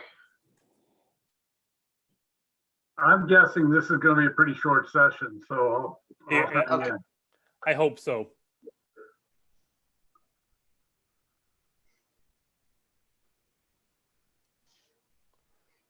Well, I'll go ahead and call us back to order while the judge and Commissioner Mundy are coming back on. It's 12:01 now and we're back. As previously stated, we skipped over items 8 and 9 in the agenda because I thought maybe other people weren't quite as interested in it. And based on the number of attendees left, I think turns out I was right. So, but 8 and 9 are important and it's something we need to do every year. And so this is, as I said, it's the last meeting of our fiscal year. So we need to approve. I'm sorry to interrupt. Do we have a quorum? Yes, we do. Oh, We I have guess I 5. can't count. Thank you. So every year at this time, we need to approve our budget for the next year. Again, obviously, something that we're required to do, and it is important, even if it's a little mundane. So all of you have in your packet towards the end, the budget. You will notice the format is there's colored columns, and then the last column that is white is the proposed budget for what will be fiscal year 2022, even though we're still in 2021. Right. So I will just open up the floor, hit a couple of highlights, and then we can have a discussion about it if we need to. As all of you know from previous meetings, our budget for the next 2 years has been cut. We used to have a budget of somewhere around $570,000. We're now down to a budget of around $440,000. So we had to make some cuts in our future budget, and we had to make some other adjustments. In particular, some of the major issues are we have cut the state affairs budget, which is Deirdre DeLisi, from 84 to 60, which she has agreed to earlier. We have cut the tech operations budget from 25 to 10. We have wiped out the compact attorney budget. We've never used that. We've always carried it as a line item because we say we're going to, but we just decided to cut it this year. Our admin assistant budget was reduced from 75 to 40 based on what we think our needs are going to be with Megan. There's a couple other minor cuts with consumables and a few other things. As I've harped on before, and I'm probably harping on it too much, is our travel budget was cut by about $8,000, which there's still plenty of room in the travel budget, obviously. But I know that that's an important line item because we need to get everybody to meetings and we need to get them to conferences and in other meetings. So we've cut that a little bit. And anyway, as you can see, we have tried to make adjustments. There's a couple of line items that went up that I want to bring to your attention. The first one is Stephen's salary. It has gone from 120 to 130. And then our accountant budget, Diane, has gone from 50 to 60. Let me say quickly, if we want to talk about those issues, we probably need to maybe reverse the order in which we're doing this, because item 9 on the agenda is the review of their contracts and amendments to their contracts to provide for these increases in pay. So if anyone would like to have that discussion first, we can literally take up item 9 first, discuss their contracts, make whatever decisions we make, and that will probably fill in the budget. But before we do that, I wanted to ask if anyone had any other questions about the budget. Under other / insurance, it drops from 10,000 to 1,200. And that is based on the actual cost of insurance we pay every year. The other category was basically an accounting process to make sure we totaled our allocation every year. And so whatever was left over after we did all those numbers, we put in the other category. And the only thing we really ever spent out of that was insurance. And the insurance is required as a condition of our lease. So we have to have the insurance. And so that's $1,200. And so that's the reason it's now $1,200, because that was another line item where we thought we could save. Where's the Attorney General's contract? They do not have one. I'm free. Are you? Dave loves it. Dave loves I it. thought we paid you. Dave loves it so much that he does it for free. Yeah. We I used actually thought that, no, we did used to pay. No, what we used to pay was the Board of Nursing's accounting group. We reimbursed them for that time. And that was only, I thought the Attorney General charged each agency for their lawyer's time. That's all right. Okay. any other budget questions? So Brandon, I just want to confirm the total of 443,227 is actually what our appropriation is. That is correct. And normally we put 2 years out, but we didn't with 23 because there is some open discussions about the cost of the sunset review process. Ironically, we have to pay the Sunset Commission to review us, which is a result of us not being a state agency. However, we're still trying to work through the machinations of that because we think maybe that payment shouldn't be required. And so because of that, it throws off all the budget for 23.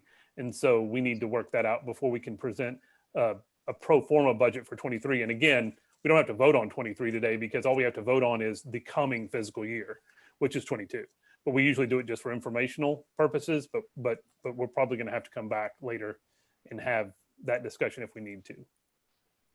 So I'll bring the issue up now. I know we don't have to resolve it, but I think it's worth bringing up, which is this budget is stretched, in my opinion, based on previous things and what our current usage is for contract employees. And I don't have a problem with that. But if we have to pay the Sunset Commission some amount of money, it would, first blush would say, well, we'd have to start reducing things. And really the only expense we have is to reduce employees or travel. And I think I would voice significant displeasure if we were to say, well, we're just not going to travel anymore so that we can pay Sunset Commission. I think I would have to defer to whether we are performing our function in an appropriate manner. So at some point, very quickly, our budget is limiting us, our ability to do our jobs that we have been asked to do. And it's very problematic for me anyway. Yes, I completely understand what you're saying. We don't need to get into, I think, the weeds on this, but I believe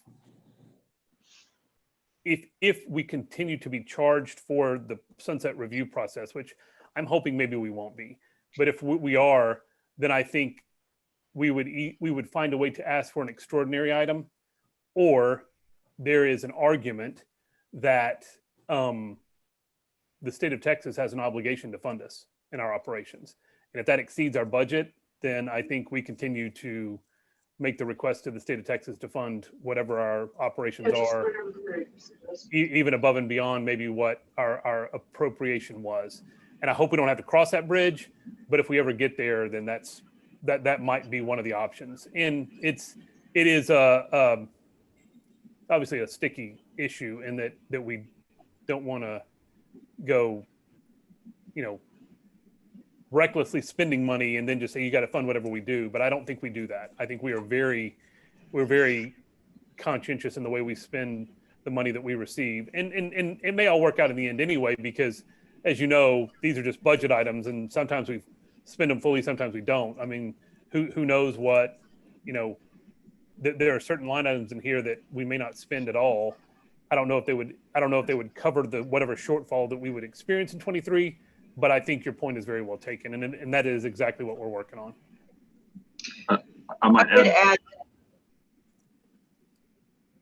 add, I would add that there's no intern or technical, well, there's tech operations. Is that the technical assistance for, like in the capacity committee, we're going to have the need for some database development and, visualization and metrics development that can be sustainable going forward. So we're not recreating every time we get a new set of numbers, that there's a way that it goes in sort of systematically.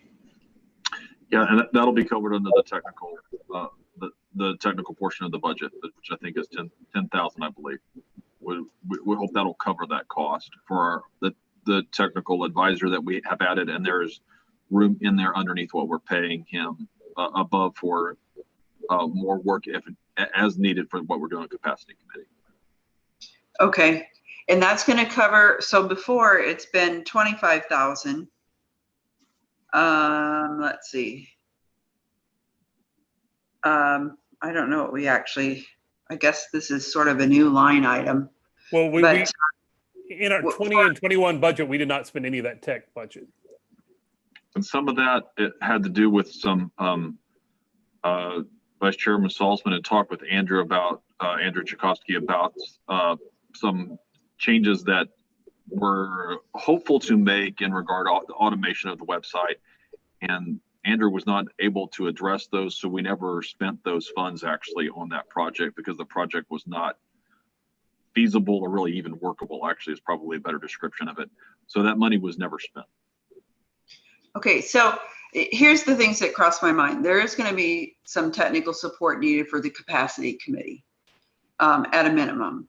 The other thing is we kind of need to spend some money on making sure we know how to run a meeting well in WebEx, right? When the commissioners come on, they should come into a private room until the meeting starts.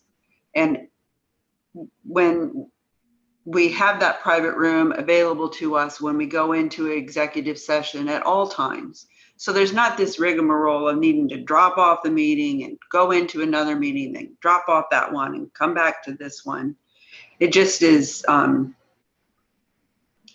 we've been doing it for a while now. It keeps happening.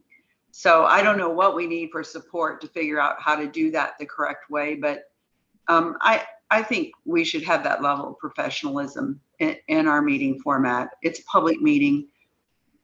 It's a compact commission meeting, more or less a state meeting. And maybe it's not difficult to correct that, but so far we haven't been able to. So there's some tech support needed that way as well. Okay, we'll address that issue. I will do what, get back to you with how to overcome that. I think as we move to in-person meetings, some of those challenges may be lessened because of that, but we'll address it anyway. So as it not to be a problem as we continue with these online virtual meetings. I agree.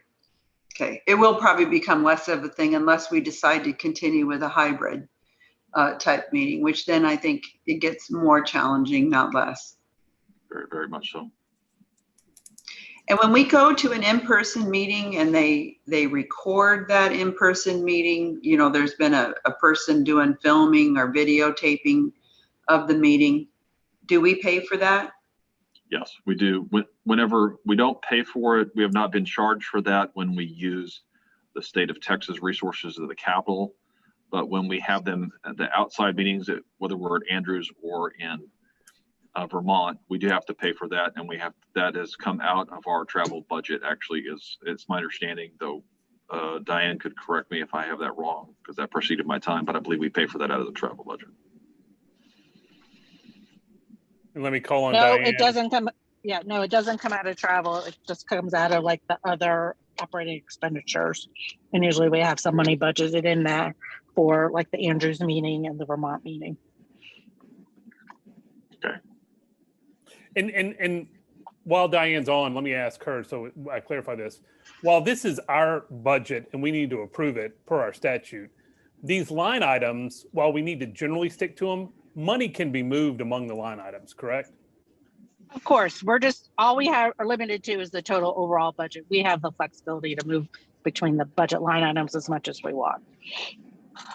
So this isn't a set in concrete. If we exceed a single line item, we have to stop spending No, the category. Right. It's just our practice that you want to set the budget, the board's budget for the line item so that we know what we're, operating under, but it's not within the LBB's concern as far as what line item we're spending it on. Any other questions about the budget other than salaries? Yes, sir, Jeff. I think you're on mute, Jeff.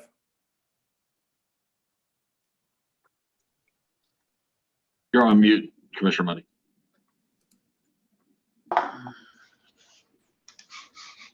There we go. Can you hear me now? Yes. Do we charge any sort of application fee or generate any revenue from issuing these permits? No, we do not. No, we do not. And that's an interesting question. We aren't, I think we're authorized to in our statute, but there was, long before my time, there was for some reason a bank account that the commission had, and it was kept at a private bank and it was in the commission's name, and it caused a lot of problems with the state of Texas and the comptroller. And they said you can't do that.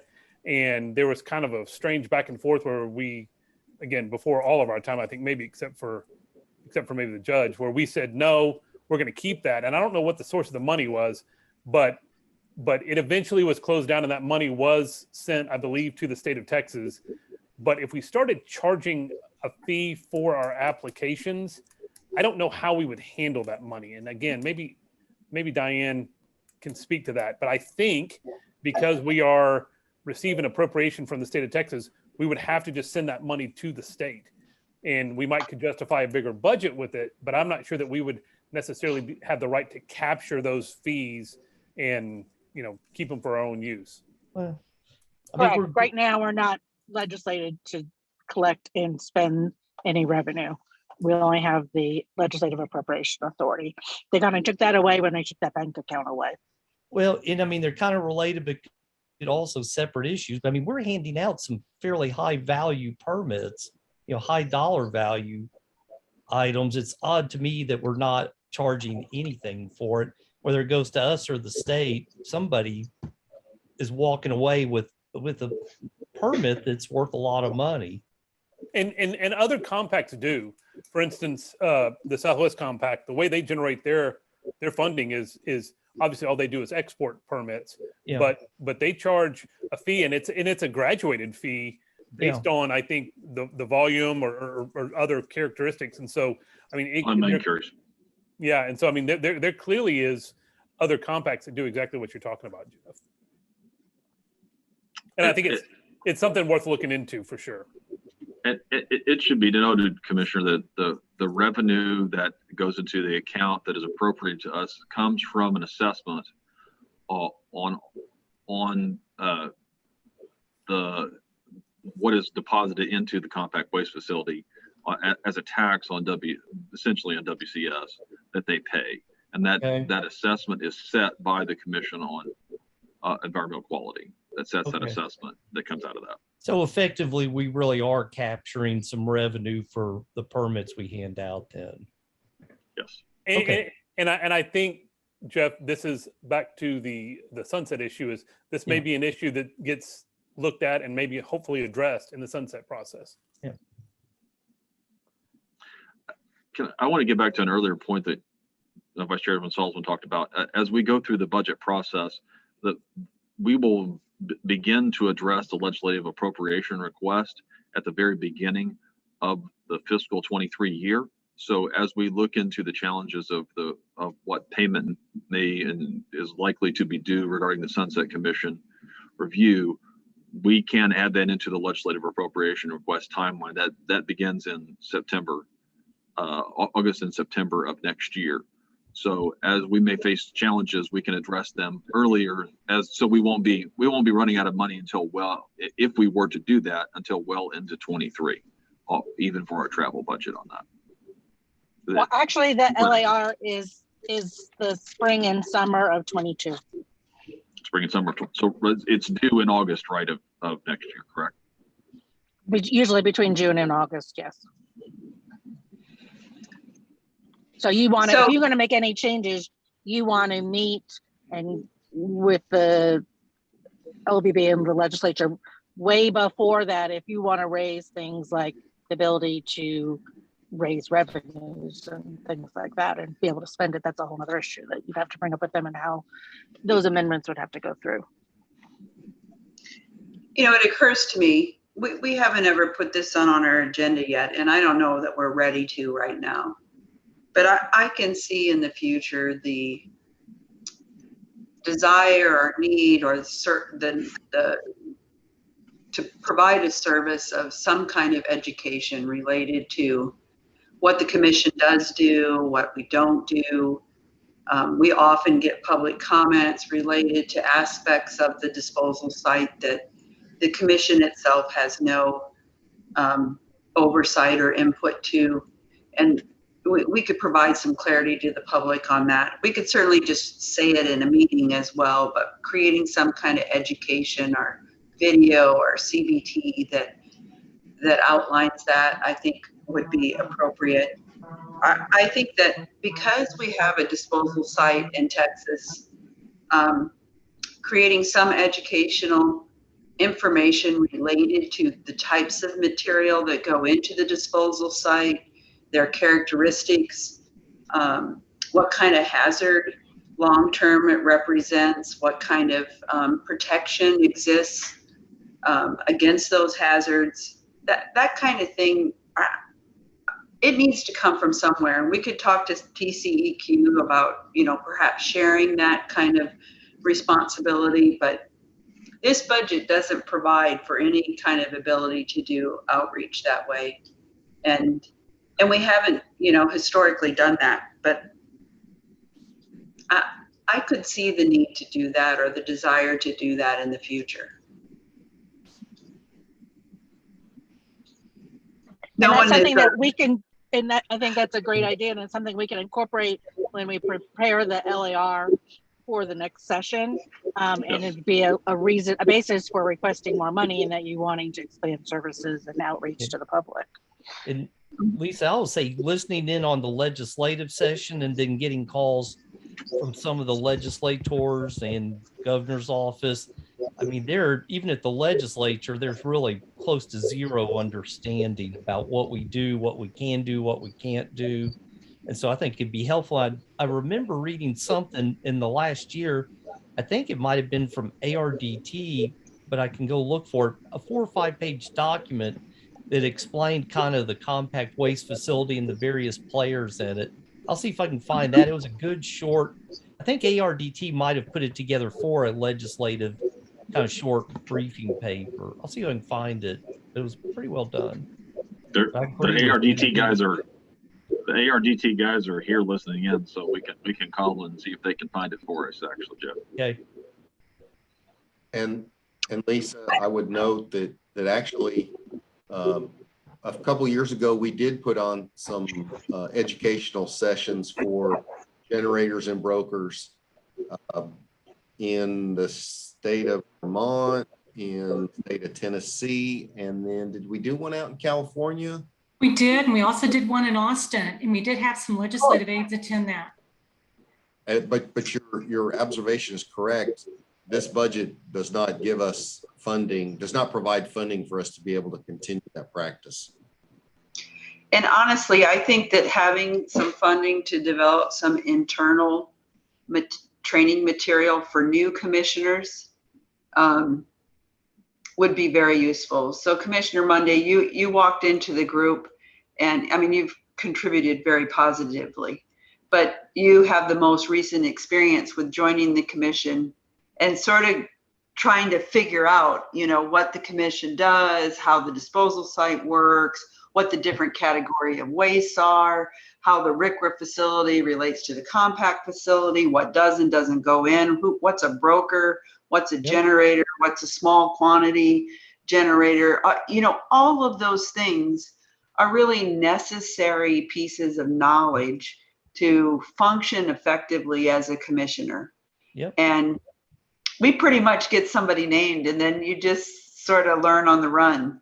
Professor And- Linda did her best to try and give me the deep end dive. Yeah. Well, so, I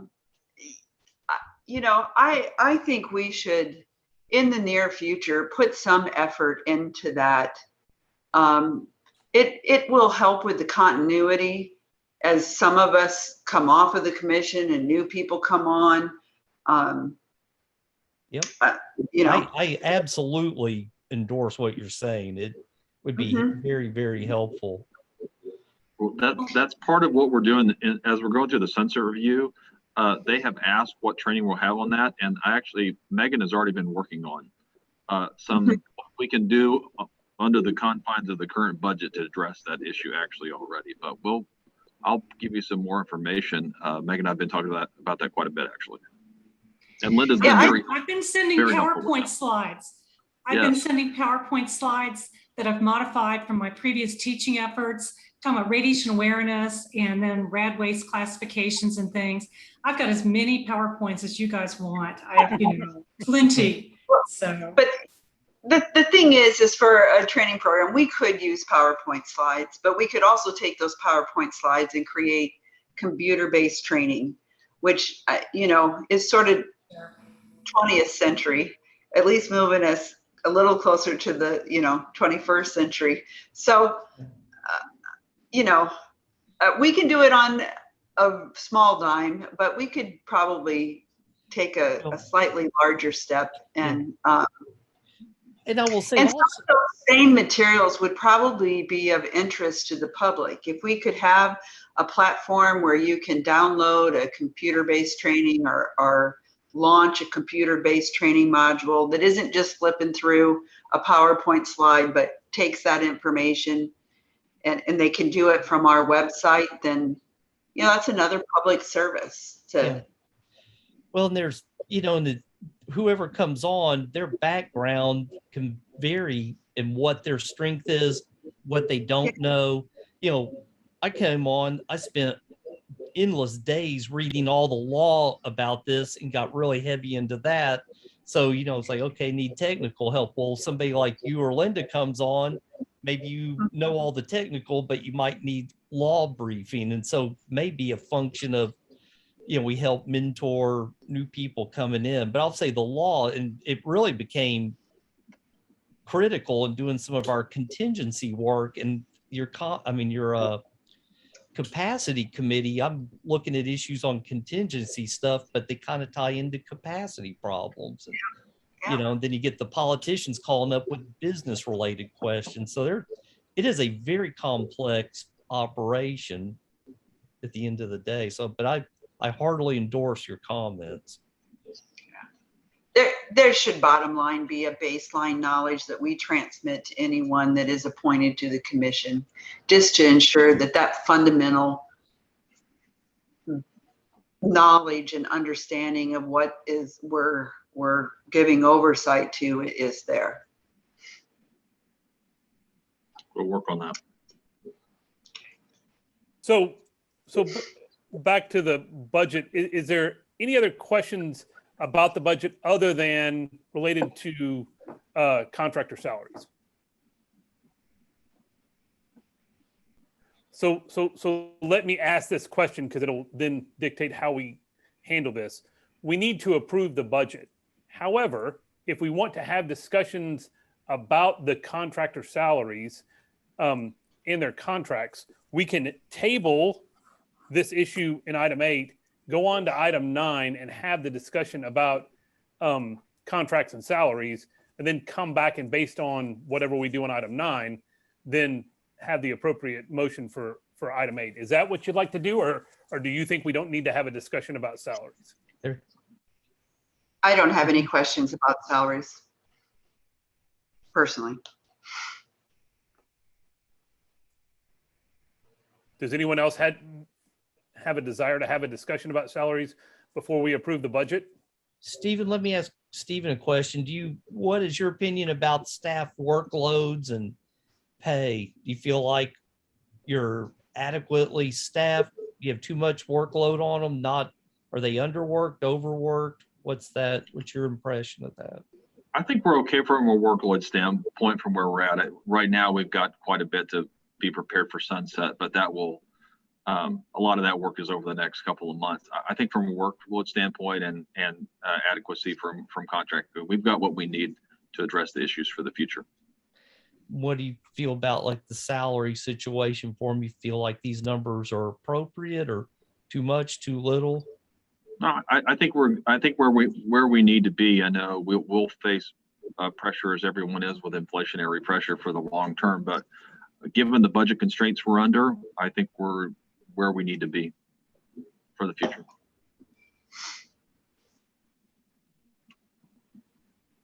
So again, if everybody's okay with the salary numbers to where we can vote out the budget right now, we can do that. If you'd like to have a salary discussion that's really under item 9, we can table 8, go to 9. So is anyone want to move on to 9 before we vote, or do we just want to go ahead and vote on the budget?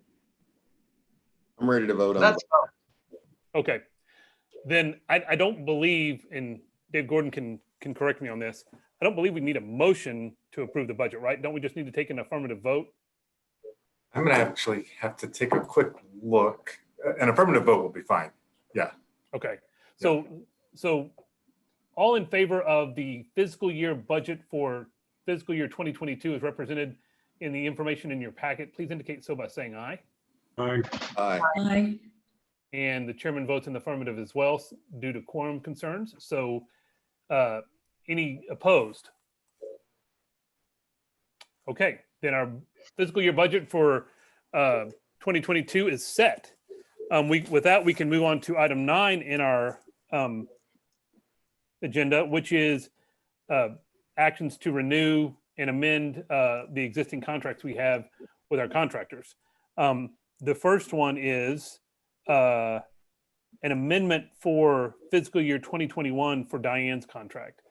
And Stephen, can you remind us why we need that amendment for 2021? So we received funding. One of the things that the Legislative Budget Board has made is some changes to the CAPS program that allows us to better interact with the format with which Legislative Budget Board wants to go over our spending, and it actually is very helpful for the Controller's Office as well. We have received funding for training for that, and that training has largely gone for Diane Fulmer, our accountant, to do go through that training and be able to address those concerns and use the new software that they have available. And this is an adjustment for that to pay for that training and an adjustment for Diane's salary, given the money that has been given to us for that training for her. Anybody have any questions about that?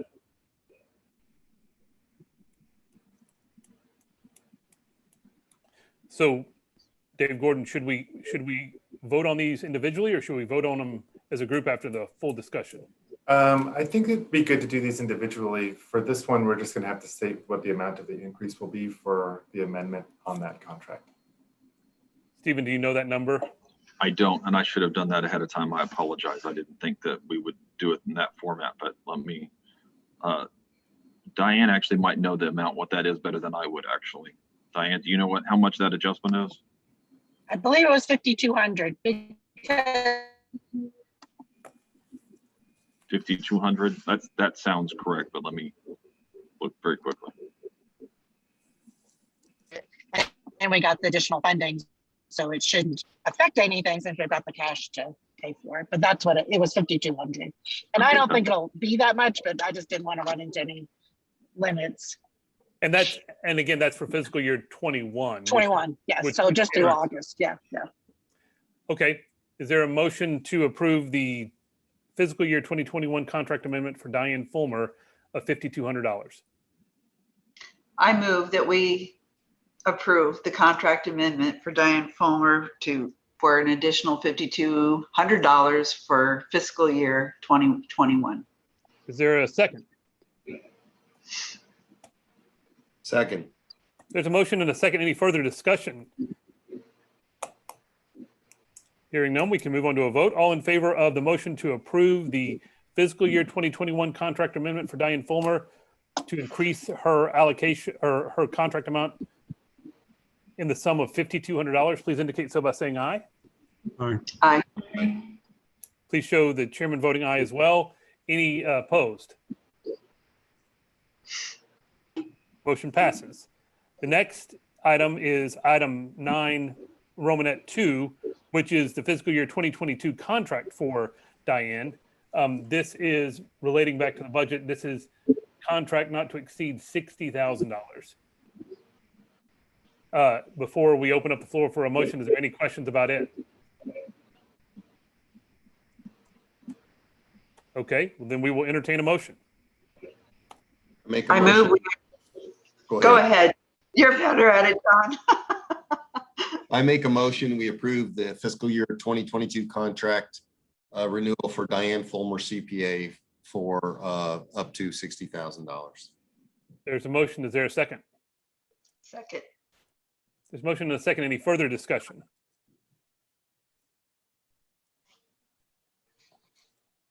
Hearing none, we will move on to a vote. All in favor of the motion to approve the fiscal year 2022 contract for Diane Fulmer in the amount not to exceed $60,000, please indicate so by saying aye.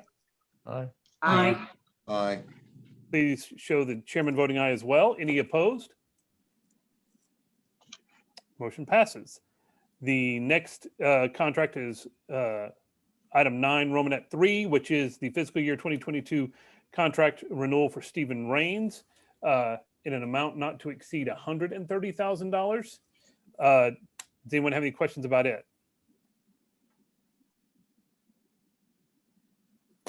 Hearing none, we can entertain a motion. So moved. Make a motion to approve the fiscal year 2022 contract renewal for Stephen Rains, Executive Director, in an amount not to exceed $130,000. There's a motion. Is there a second? Second. Motion and a second. Any further discussion about item 9, Romanet 3, the renewal for Stephen Rains, our Executive Director? Hearing none, we'll move on to a vote. All in favor of the motion to approve Stephen Rains' fiscal year 2022 contract for an amount not to exceed $130,000, please indicate so by saying aye. Aye. Aye. Aye. Please show the chairman voting aye as well. Any opposed?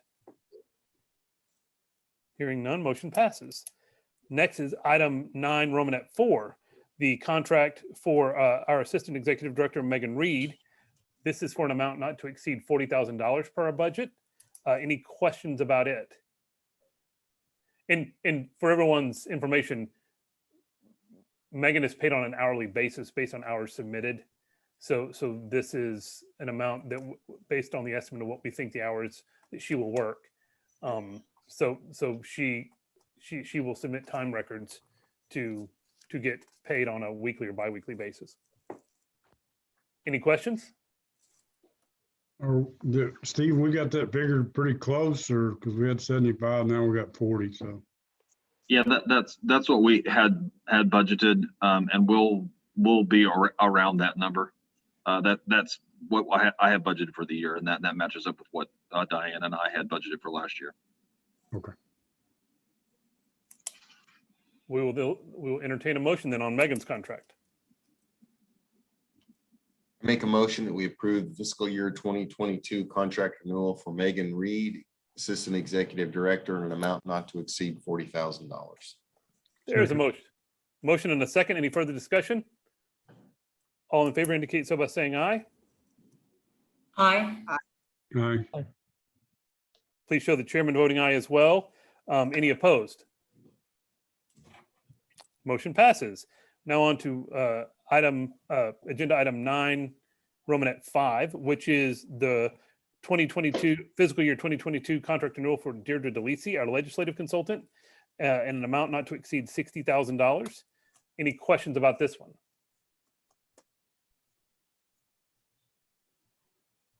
Hearing none, we can move on to a motion. I make a motion to approve the fiscal year 2022 contract renewal for Deirdre DeLisi, Legislative Consultant, in an amount not to exceed $60,000. There's a motion. Is there a second? Second. Second. Motion and a second. Any further discussion about items 9, Romanet 5 in our agenda? Hearing none, we'll move on to a vote. All in favor of the motion to approve the fiscal year 2022 contract for Deirdre DeLisi in an amount not to exceed $60,000, please indicate so by saying aye. Aye. Aye. Please show the chairman voting aye as well. Any opposed? Motion passes. Finally, this one, actually, I will turn over to Stephen to discuss. This is the item 9, Romanet 6, which is the fiscal year 2022 contract for Mike Coffey, who is going to be our technical advisor. And I I'm will sorry, can I jump in real quick? Sure. I think Stephen's contract should be 132. Did you just say 130? I'm driving and I'm sorry, so I don't have it in front of me. The We budget, did say 130. budget. I think it's Stephen, shouldn't it be 132? Given the monthly rate, that would be correct, Yes. actually. Yes, okay. I just thought that didn't sound right, okay. So how do we're going to have to adjust our budget then? Because the budget currently says 130. Is that Yeah, correct? Yeah, that's correct. We would have to adjust the budget as well. That's correct. I should have caught that earlier. Thank you for catching that, Diane. Oh, I'm sorry. Didn't catch up before either. We can open that item again, the budget item, and vote on the budget again, but I don't know if that increase to 132 will fit within the appropriation from the legislature. Got to cut 2,000. Well, you'd have to somewhere take else. it out of something else. You know, either down in other or out of travel, but There is a line item for subscriptions and fees, which I don't know that we've ever really used. That is $2,000. Why don't we take it out of travel?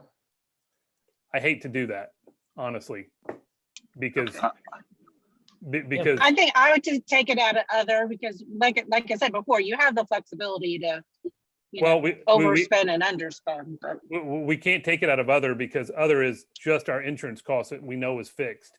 So if we take it out of that, that would not be accurate to reflect what we know we're going to spend on insurance. But I would take it out of subscriptions if I were to take it anywhere. That's correct. We have not. but I'm sorry, when I said other, that's that whole section, that whole bottom section. For the LBB consideration line items, it's just professional contracts, travel, rent, utilities, office supplies, and other. So when I meant other, I meant that whole category. So yeah. So let me backtrack a little bit then and go back to item 8. Let me entertain a motion to reopen and amend the motion to approve the fiscal year 2022 budget. Does anybody so move? So moved. Moved. Is there a second? Second. All in favor, please indicate so by saying aye. Aye.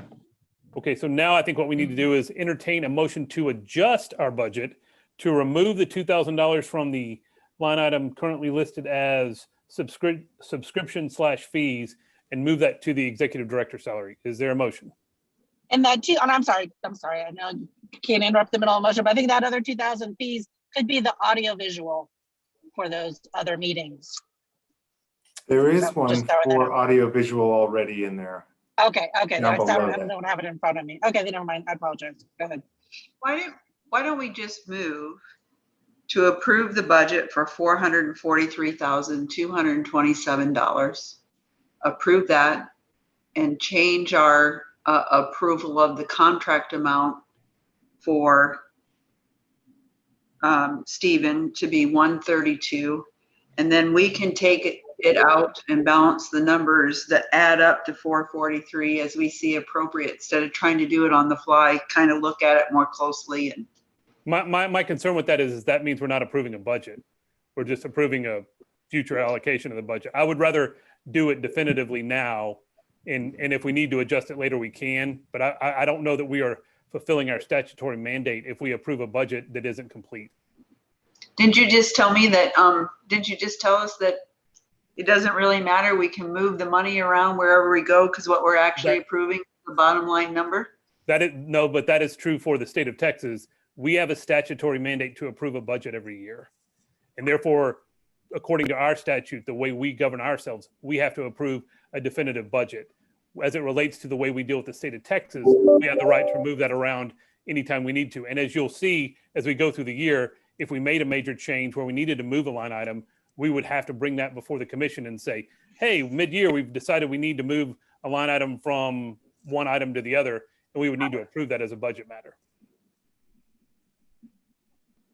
So is there a Motion on the floor or not? Not yet, I don't think. I move that we change the proposed budget for fiscal year 2022 to increase the consulting supervisor pay to $132,000, to reduce $2,000 from the budget in subscription and fees to take that to zero, for a total of $443,227. Second. There's a motion and a second. Any discussion? All right, hearing none. All in favor of the motion to amend the budget as stated, please indicate so by saying aye. Aye. Aye. Okay, motion passes. So that goes back. Now we need to reopen the item 9, Romanet 3, to amend that previous motion to increase the maximum not to exceed amount from 130 to 132. Does anybody so move?